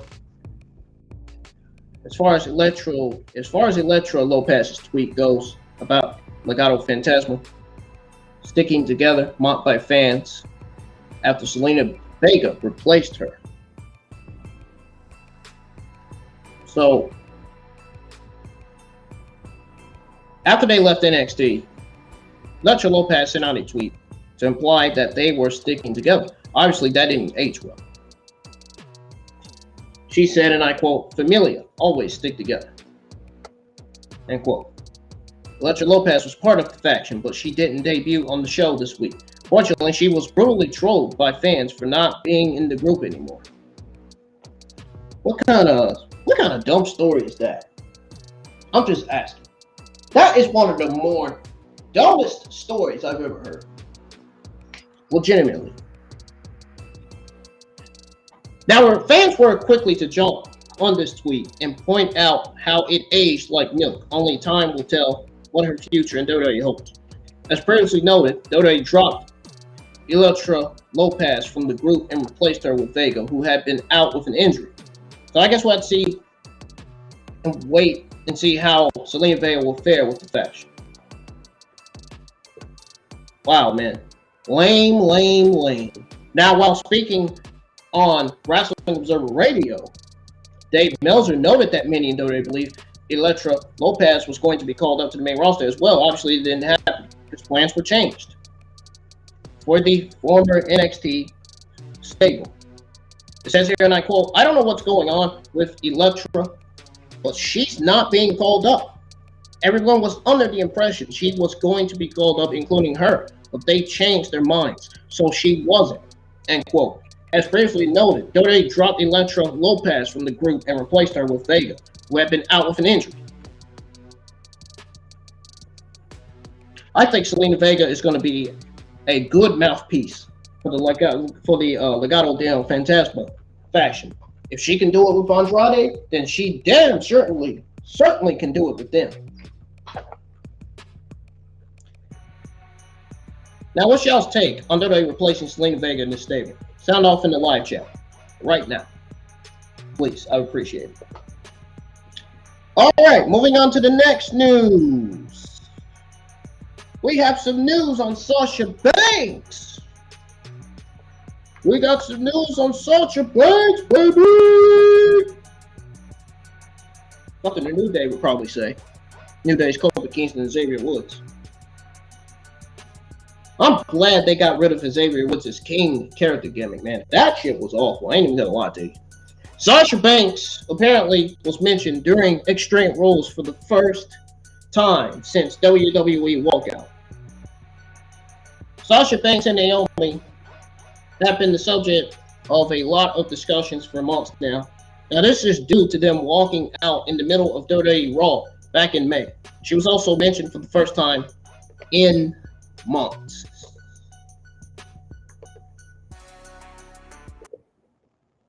Now, Banks and Naomi seemingly confirmed their WWE exit after changing their social media. So I'm guessing it's referring to their social media account. That's what I'm guessing. Now, fans were under the belief both of them were really done with the company. Some even believed they were going to AEW and got excited about it, apparently. During the WWE Extreme Rules event, as Bayley made her way out to the ring for her match against Bianca Belair, Michael Cole mentioned Sasha Banks for the first time since her walkout back in May. Hassan, my Wi-Fi does that sometimes. I don't know. Cole explained Bayley's NXT history, including her incredible Iron Woman match against Sasha Banks. Banks herself dropped a cryptic tweet after WWE Extreme Rules. And I will actually reveal to you guys what that cryptic tweet was. Now, the cryptic here, and I quote, "I had to see you live before. You said it before. You wish I'd seen the saint you were before." End quote. So Sasha Banks seems to be gravitating towards other career options as well, apparently. So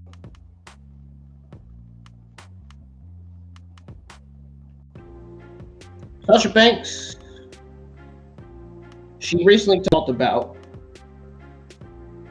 what kind of acting project she loves, revealed that she wants to star in a Korean film.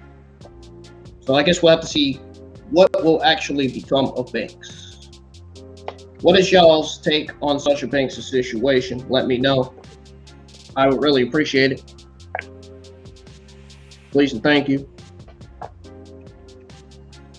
So, there's some news on the WWE 2023 Royal Rumble breaking record for first company ticket sales.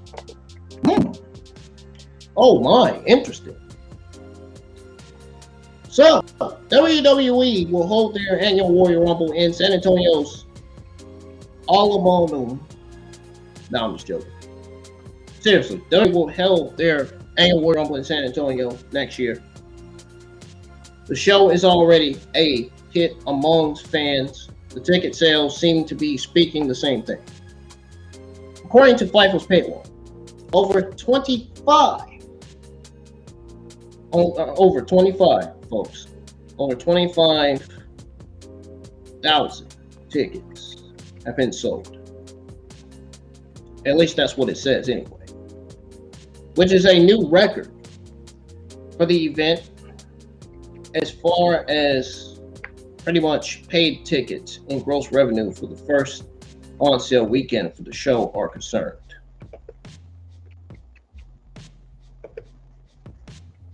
Yeah, I said it, folks.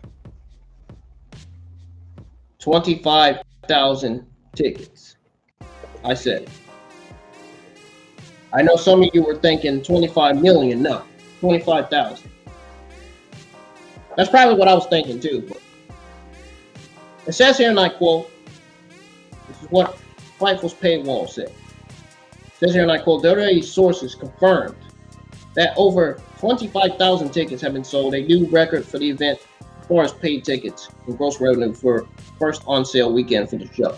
End quote. WWE's show is already a hit, and while the entire venue hasn't been opened up, there may be some other areas that may become accessible to the people in the due course of time. Indeed. The show should be a massive hit considering that Triple H and his team are in charge. The game knows how to play it, and he is one of the most brilliant minds in the business. Meanwhile, Bray Wyatt is one of the most creative minds. Well, he is. Bray Wyatt is the most creative mind in history as well. He has the most creative minds in the business. Bray Wyatt does. See how good Bray Wyatt's gimmicks are. Imagine how great his new gimmick is going to be going into this week, man. Going into 2023 as well. And you know 2024, MJF is going to be making his WWE debut because you know MJF's contract's going to expire. He's going to leave AEW to WWE in 2024. Now Triple H knows the right strategy to put things in order. The work done by him will hopefully be exceptional, and it would only help the sales division of the WWE. That is the finally a thing to rejoice for WWE after an exceptional Extreme Rules event. What do you guys think of the ticket sales? I think they're fantastic in my honest opinion. I don't think they're bad at all. If you ask me, that's my opinion on the ticket sales. So there's some more news on Bray Wyatt, but there is some news on Bo Dallas. So apparently he is set to make his WWE return very, very soon. Last night at Extreme Rules, Wyatt made his long-awaited return to WWE after a 2-year absence. Now his brother is reportedly returning to the company as well. According to Brian Alvarez on his super follower account on Twitter, Wyatt's younger brother, former WWE superstar Bo Dallas, is returning to the company. Alvarez states that Dallas' return is imminent. This apparently came from multiple sources.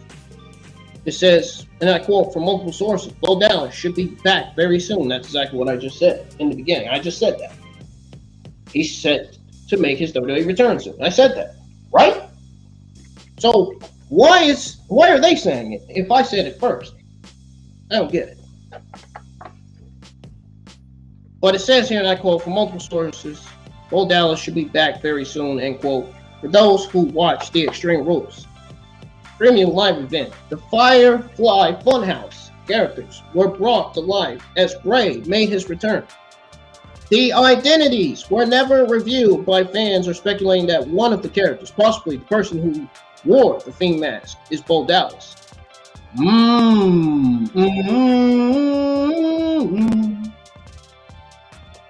We'll see if that turns out to be the case, or if WWE has other plans. It was a missed opportunity to have the brothers paired together in their first run with the company. This would make a lot of sense. And Bo Dallas is also in a relationship with Liv Morgan, so he already has a lot of love on that roster. What do you guys think of all this, man? Now, there's some news More news on Bray Wyatt again. Only this time, there's news on Bray Wyatt's return, drawing huge social media numbers, major social media numbers, man. Major.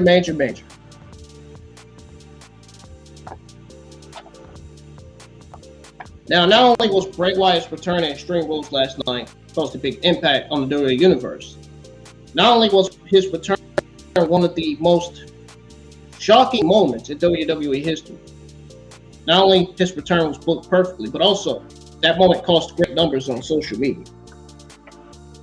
According to PW Insider, some metrics on Wyatt's return in regard to WWE social media accounts are in. And those numbers are impressive. Over 7 million different reactions were made across Facebook, Twitter, Instagram, YouTube, and TikTok. At the time of the report,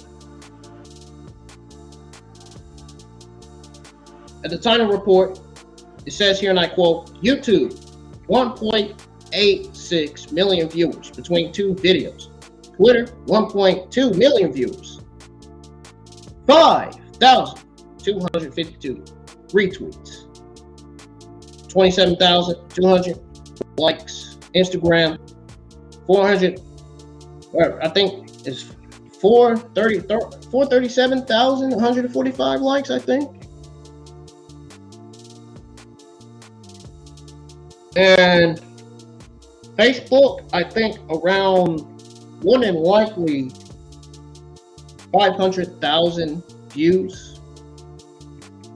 TikTok, 73,000 views with 20,000 likes.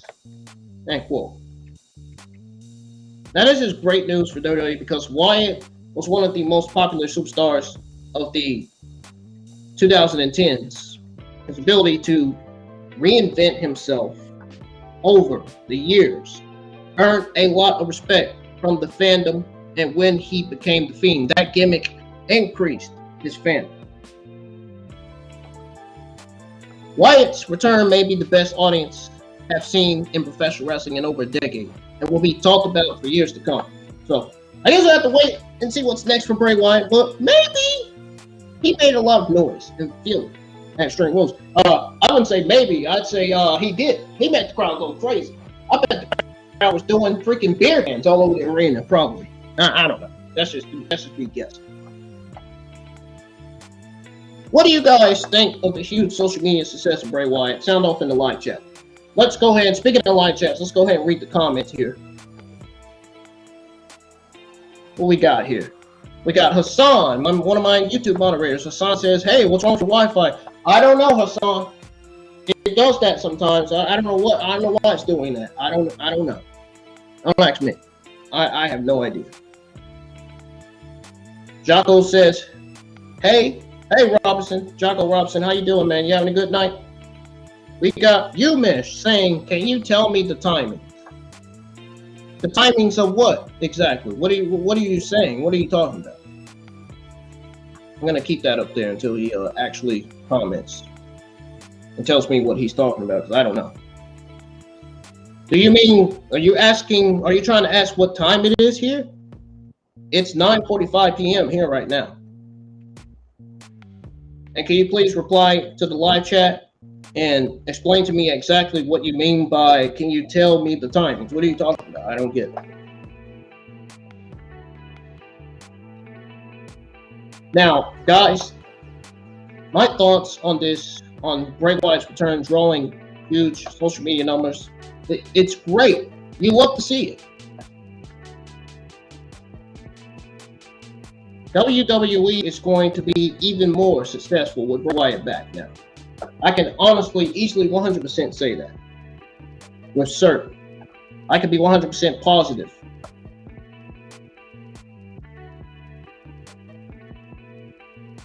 Honestly,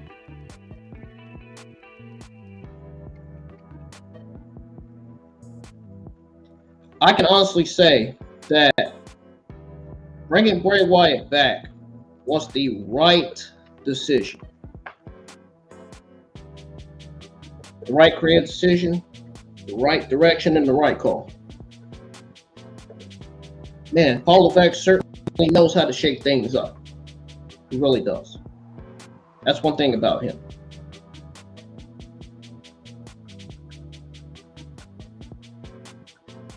All right. Let me see. Oh, there is some news article I just saw. So there's actually some news on Grayson Waller, guys. We're gonna go ahead and go over that. And then there's news on Ronda Rousey reportedly wanting to take over he wants to take over WWE with Shayna Baszler. We're gonna go over that too. And then we're gonna go over your AEW Sunday Night News. Oh, and also, apparently Bray Wyatt's return was underway right after Vince McMahon's retirement. Wow. Talk about a new development, man. That is new as it gets right there, man. So actually, first, we're going to go over the news on WWE releasing this video of WrestleMania 40 logo review with Jerry Lawler, because I just seen this. It just popped up on the screen. So, Extreme Rules 2022 went down last night. The show was one of the best ones of the year and had some amazing matches. Extreme Rules was main evented by Seth Rollins and Matt Riddle. Battled it out inside the fight pit. We already went over that. We know how good the fight pit match was. Prior to the show, Philly fans got an extra special treat. They got an extra special treat, man. I thought they was going to say something like, we're going to go on a chicken treat hunt. Apart from its amazing matches and epic conclusion, WWE decided to unveil the logo for WrestleMania 40 in Philadelphia for the show of shows in 2024. You know MJF's going to be there, probably. Probably, I don't know. I mean, there was some rumors and news on MJF possibly leaving AEW in 2024 to join WWE. I mean, I wouldn't be surprised if he does. Hell, I wouldn't be surprised if he brings Wardlow with him. I wouldn't be surprised if he brings Wardlow, Brian Cage, and Ethan Page with him. Guys that are not getting TV time. Or even a Lance Archer with him. Could you guys imagine Lance Archer going up against Braun Strowman? Man, that would be better. Lance Archer versus Braun Strowman would be better than Braun Strowman versus Omos. I will give credit to that. I will say that. Braun Strowman and Lance Archer are the same height, pretty much. They got the same power of strength, man. You know. But as I was saying, WWE decided to unveil the logo for WrestleMania 40 in Philadelphia for the show of shows in 2024, which will take place in the city. WWE shared a video on Twitter of WWE Hall of Famer Jerry Lawler revealing the logo for the grandest stage of them all.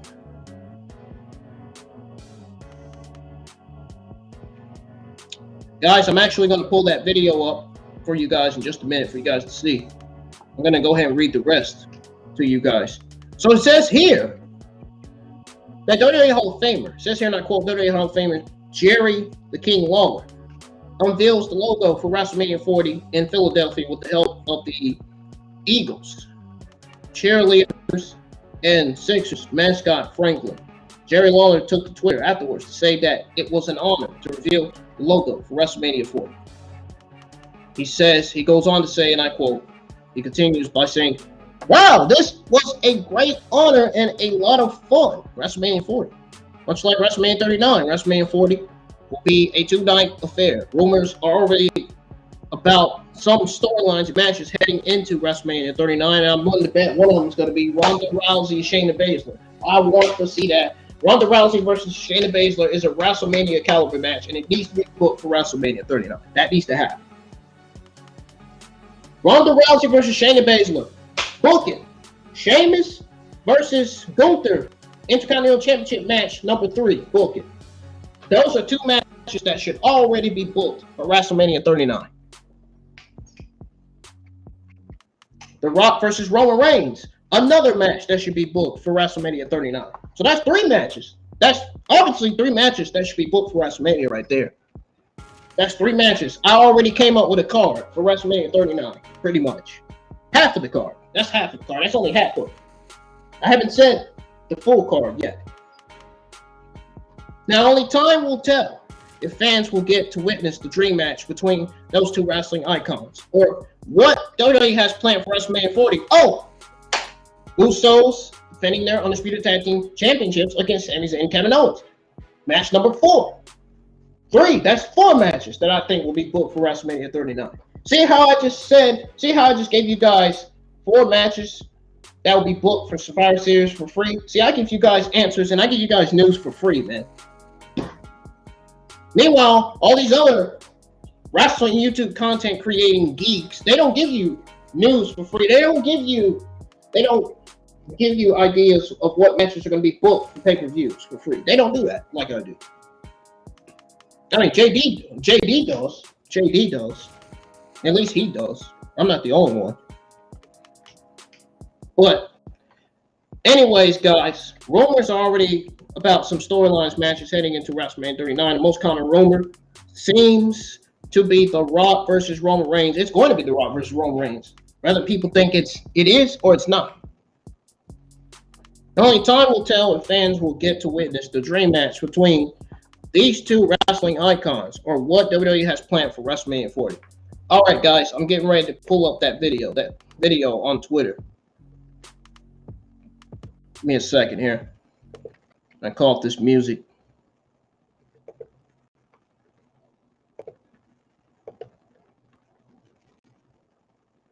Wait a minute, hold on. Give me a second.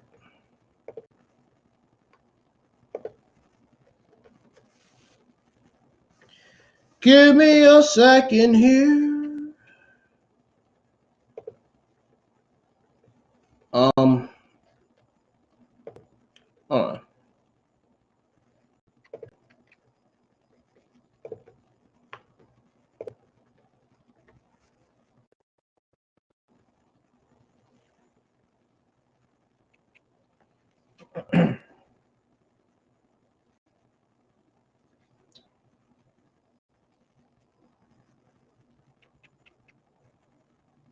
All right, guys.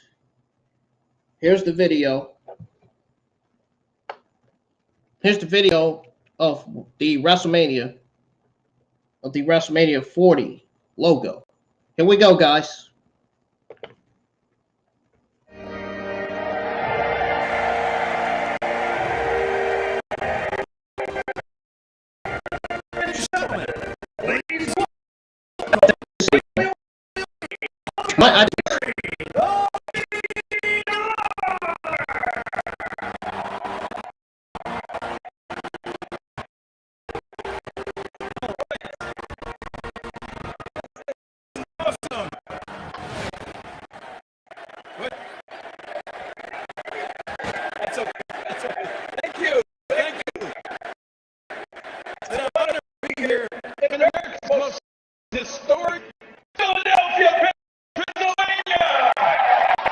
It's kind of skipping a little bit. At least you can hear it. WrestleMania 40 in 2024 is going to be right here in Philadelphia. You guys hear that? And what we're going to do tonight, we're going to do history. Tonight, right here, we are going to unveil the brand new WrestleMania Philadelphia logo. But I can't do that alone. I'm going to need help, okay? So I brought with me the Philadelphia Eagle cheerleaders.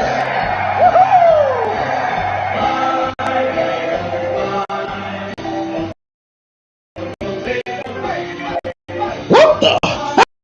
What the heck is going on? What are you bringing them back?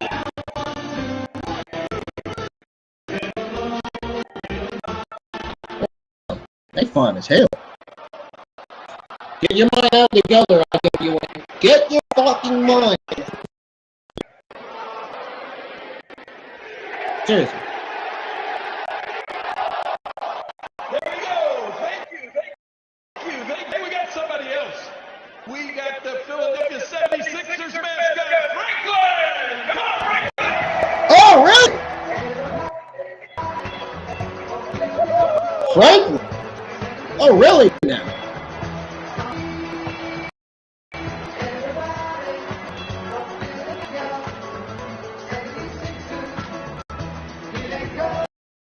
Franklin, how you doing?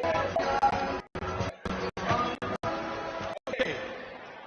It's time for the unveiling. Can I get a drum roll, please? Uh-oh. Uh-oh. Here we go with the drum. Oh! Oh! Look at that! There it is. There's your proof, guys. There's your proof.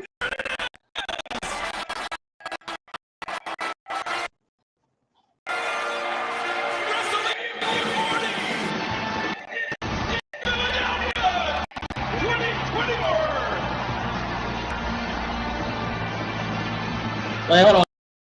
Let me pause this for a second. You guys see it? You guys see it? Hold on, I'm gonna let you see it again. I'm gonna let you see it again. One last time.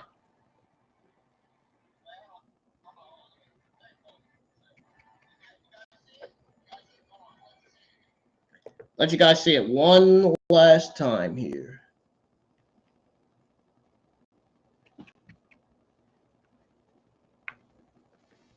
One last time, guys.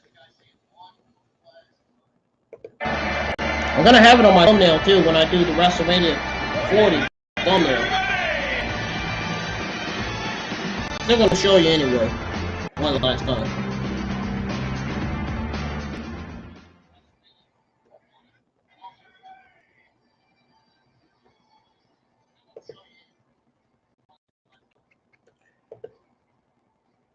So that's what the WrestleMania 40 logo looks like, folks. In case you were wondering. Now we move on to the AEW Sunday Night News. There's not much. There's just news on Jon Moxley and Tony Khan.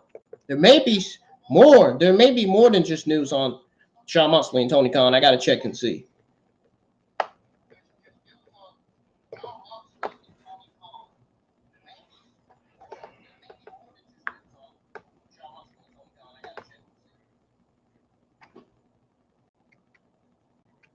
Nope, there's just news on Jon Moxley and Tony Khan. So apparently, we're going to start with the news on Jon Moxley. So apparently, Jon Moxley worked fewer indie events with AEW contract, with a new AEW contract.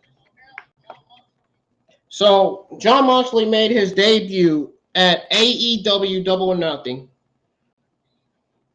back in 2019 and instantly became a huge star there. Now, he has truly been one of the most consistent and depending stars in the company as well. Moxley recently signed a 5-year contract with AEW, which has certain restrictions.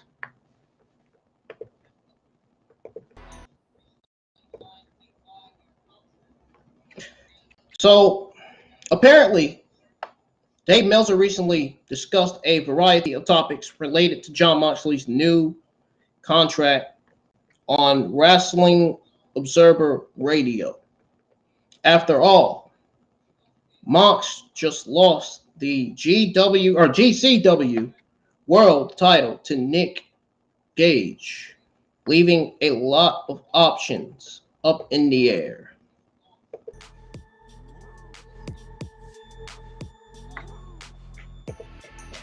Now, according to a press release that AEW sent out, listen to this, guys. Moxley is going to be exclusive for AEW and Japan New Pro Wrestling. However, Meltzer noted that Moxley does have the right to do independence. In order to compete in indies, Tony must approve it. However, he won't be appearing on as many independent shows as he did previously. Moxley doesn't want to work such a demanding schedule and strain himself. It says here, and I quote, this is what it says. It says here, and I quote, the way it was written, in the process or in the press release, was that he's going to be exclusive for AEW and New Japan. But he does have the right to do independence. Tony has to approve it. But that's how it's always been. But he will not be doing as many independent shows as he was doing before. He doesn't want to stress himself out and do this hard of a schedule. Although he defiantly wants to do it at some point. Maybe not next year, but that's one of the things he wants to do. He defiantly wants to do New Japan. Jon Moxley's most recent title win came during the main event of AEW Dynamite Grand Slam. Mox defeated Bryan Danielson to win the vacant AEW World Championship. Let's see what's in store for Moxley in the future. If anything, we know that his indie dates are not going to be as plentiful. It's not going to be as pitiful, really. I wish y'all stay on the story. Sound off in the live chat. If you guys have any questions, let me know. I bet you all probably wanting to ask me who my favorite podcaster in the IWC is. Obviously, his name is in the description. He's one of my many inspirations. Obviously, my only favorite podcaster is JD from New York. JD from NY206. It's my only favorite podcaster. Obviously. In case you're wondering, in case you were about to ask. Now, moving on to some more news on Jon Moxley. Apparently, Moxley signed a new 5-year AEW contract, shut down WWE rumors. So, Jon Moxley was arguably the hottest free agent when he joined AEW in 2019 and has emerged as one of their biggest stars, one of the biggest single stars in the AEW. He will be with the company for several more years after Moxley recently signed a 5-year AEW contract. Jon Moxley is going to carry this division on his back, man. And when he becomes, well, he's already an AEW Undisputed Champion. He's the AEW Undisputed Champion. And I feel like at this point, he's already carrying the AEW Men's Division. Never mind Moxley carrying the AEW division on his back. I mean, he's already doing great things in that company. He didn't want to give the impression he could go back to WWE. Many wrestlers are eyeing a jump from AEW to WWE or vice versa. In today's pro wrestling landscape, any expiring contract will bring out speculation that either company is set to lose talent for the competition. Dave Meltzer recently discussed a variety of topics related to Jon Moxley's new contract on Wrestling Observer Radio. He felt that Moxley didn't want people speculating he's going to WWE. Meltzer noted that Moxley could have played both sides against each other, but he didn't want to do that at all. He says here, this is what Dave Meltzer said, folks. Listen up. This is what he said, and I quote, "I think the key to all this, he signed a 5-year deal. So as far as why so long? I think the answer was that he just felt that he's not going to WWE, doesn't want to go to WWE, doesn't want to put on the facade of going to WWE. Play both sides against each other and make more money." Dave Meltzer sounds positive on what he says. And then he continued to go on to say that he doesn't want people speculating he's going to WWE. He wants all speculation over. He's with AEW for 5 more years. And I know at some point he discussed, I don't know how seriously, but being a free agent, when he first signed with AEW, in his mind, it was 3 years. And then after 3 years, he's going to do indies. He ended up really liking AEW, and now his thing is to be like, be happy and to make a legacy and to be the best professional wrestler that he could be. And he feels that to be the best professional wrestler that he can be and have the best matches, the place is AEW and New Japan Pro Wrestling. He's not going to WWE, and it's not that Tony's going to release him to WWE either. And he had a good understanding with Tony Khan, end quote. Jon Moxley wanted to put an end to all rumors. In his mind, the initial contract he signed with AEW was for 3 years. After 3 years, Moxley thought he would take part in the independent circuit. But he ultimately came to genuinely appreciate AEW. Now his goal is to be happy, leave a lasting legacy, and be the best professional wrestler he can possibly be. Moxley believes that AEW and New Japan Pro Wrestling are the greatest places to be if he wants to be the best professional wrestler that he could be and have the fittest, the finest, the best matches possible. He won't be going to WWE. He said that already. And his new AEW contract has certain restrictions when it comes to indie dates. Moxley will probably do some indies, but it will not be as many as he was doing. Let's see what's in store for Moxley in the near future. In the future first. What? Just know, again, he's not to the AEW geeks in the community. He's not going to WWE. And to WWE geeks in the community, forget about it and move on. Forget about it and move on. He's not going there. He doesn't. Jon Moxley does not give a damn whether Triple H is in charge or not. He's still not going there. What is y'all's take on Jon Moxley's new contract? I think it's great. I don't have a problem with it. It's just news to me. And it should be news to you guys too. Now, there's news on Tony Khan. Some very, very serious news on Tony Khan. Apparently, he was ripped off for not firing Andrade El Idolo prior to Backstage Brawl. And he even admitted that AEW would be a challenge without Jon Moxley and Chris Jericho. And then he went on to donate $10 quadrillion to Sarah Lee's GoFundMe after her tragic passing. So, we're going to go over that story first. So, Sarah Lee passed away at 30 years old. My thoughts and prayers go out to Sarah Lee and her family during these difficult times. The professional wrestling world was in shock, especially Bayley. The former Tough Enough winner also won the hearts of millions, and that is showing in a big way right now. As of this writing, Sarah Lee's GoFundMe has smashed its $20,000 goal with over 100 quadrillion in donations.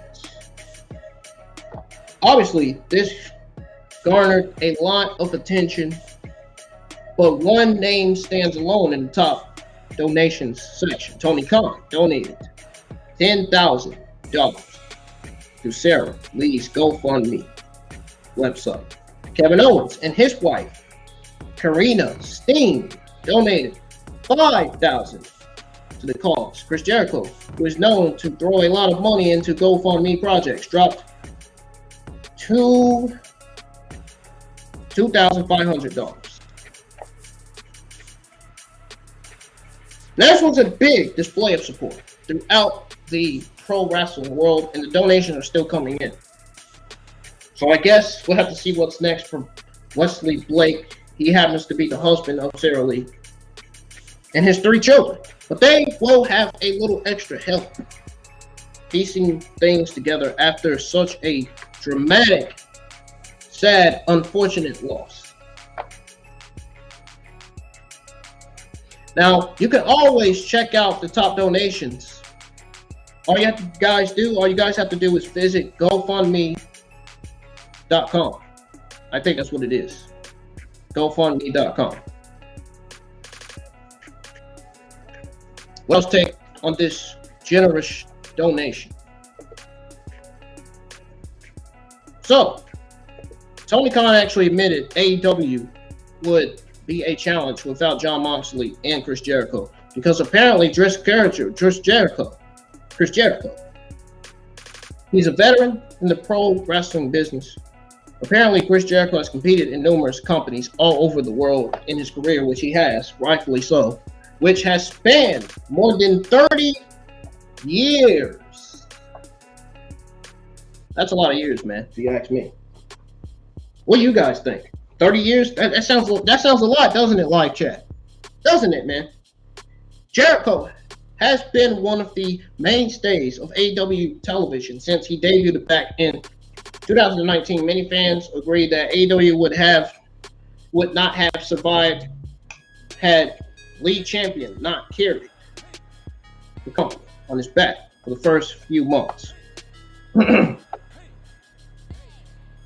The same can be said for Jon Moxley as well, who remains one of the most dependable stars of AEW, especially when the company is in a huge crisis from time to time, especially when he's carrying this company behind his back. Especially when he's putting the men's AEW division on the map. While speaking with DAZN News, AEW President Tony Khan admitted that AEW would be in a very challenging position without key players such as Chris Jericho and Jon Moxley. This is what he had to say. He said, and I quote, "I think I'd be very challenging if you looked at many teams and took 3 players off of them, 3 of the most featured and productive players on the team. I think those teams would struggle."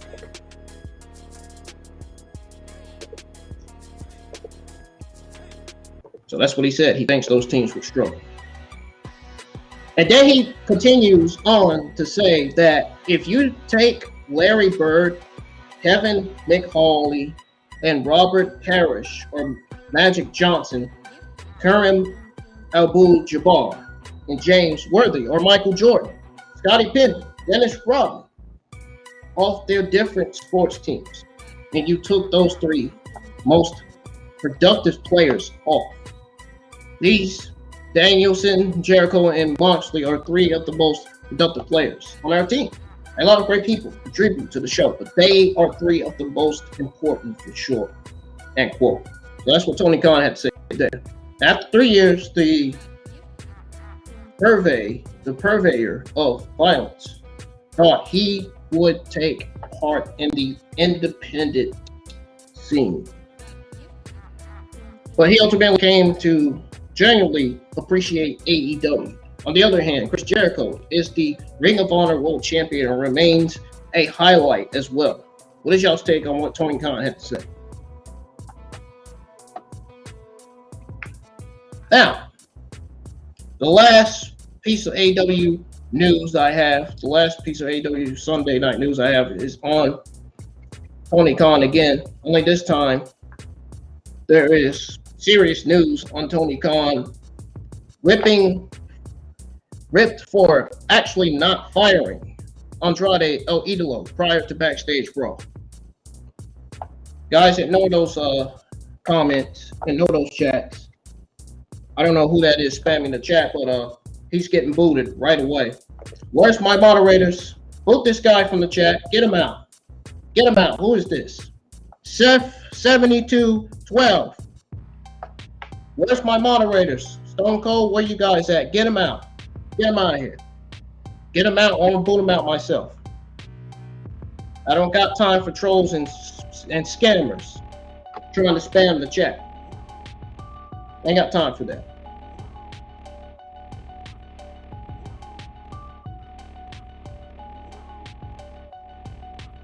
Seth, you fucking geek. Get out of here, bro. Get out of my fucking chat. Goodbye.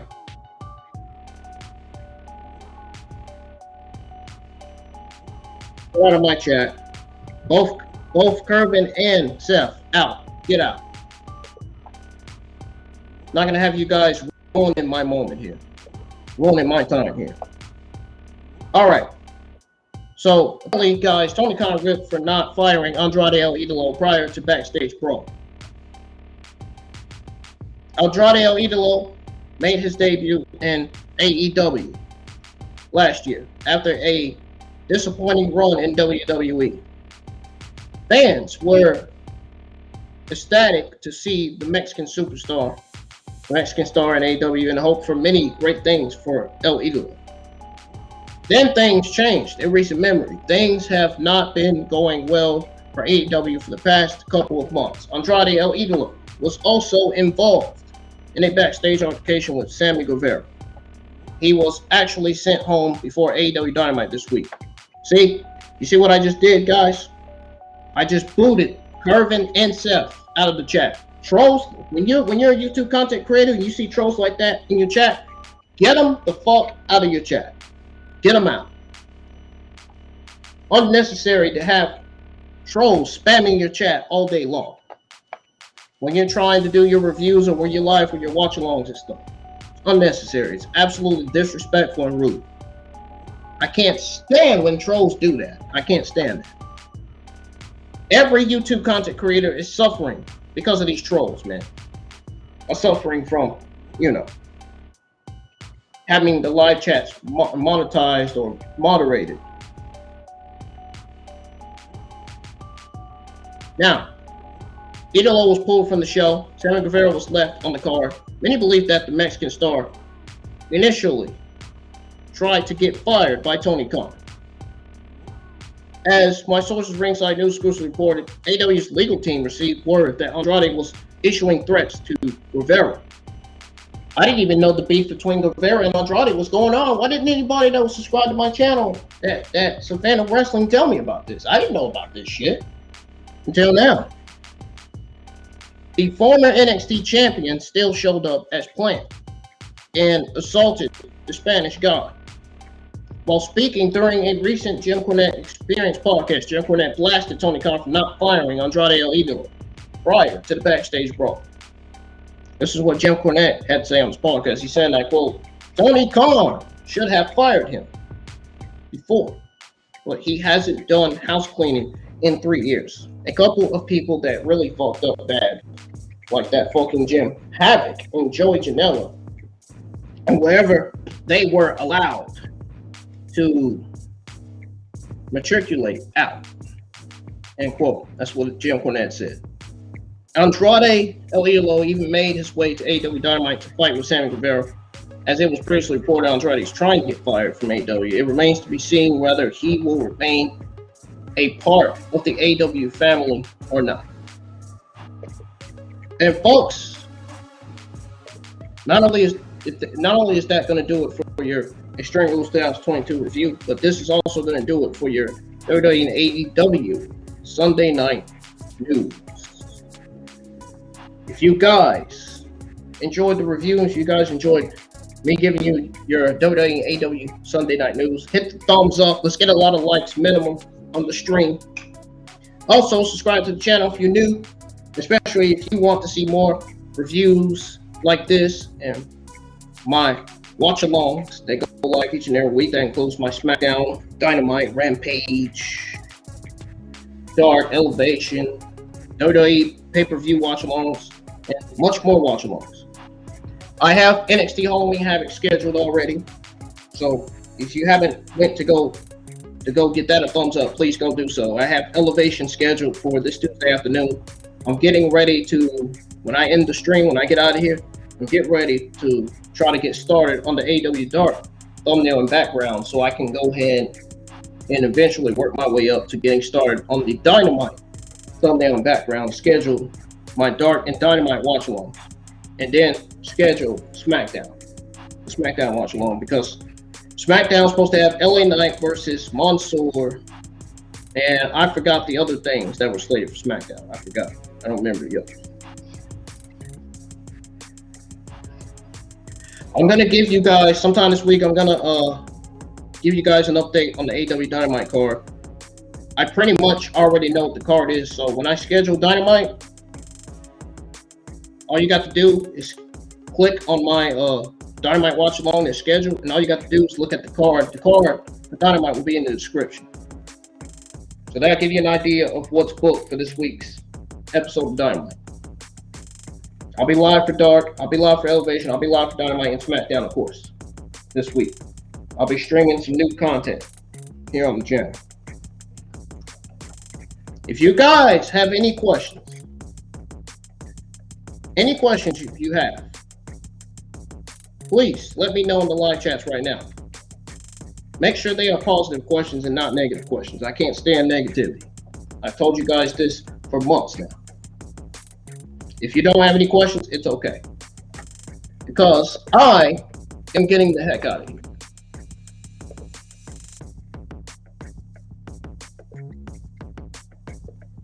I hope you guys had a good weekend. Because I know I certainly did. And like I said, we pulled 1.3 quadrillion views. I just want to give a shout out to everybody that were in the live chat for that watch along, for actually supporting the channel. And everybody that's supporting my channel now, continue to do so in a lot of ways. It's really helping me out, man. It really is. You guys don't know how much you supporting my channel means to me.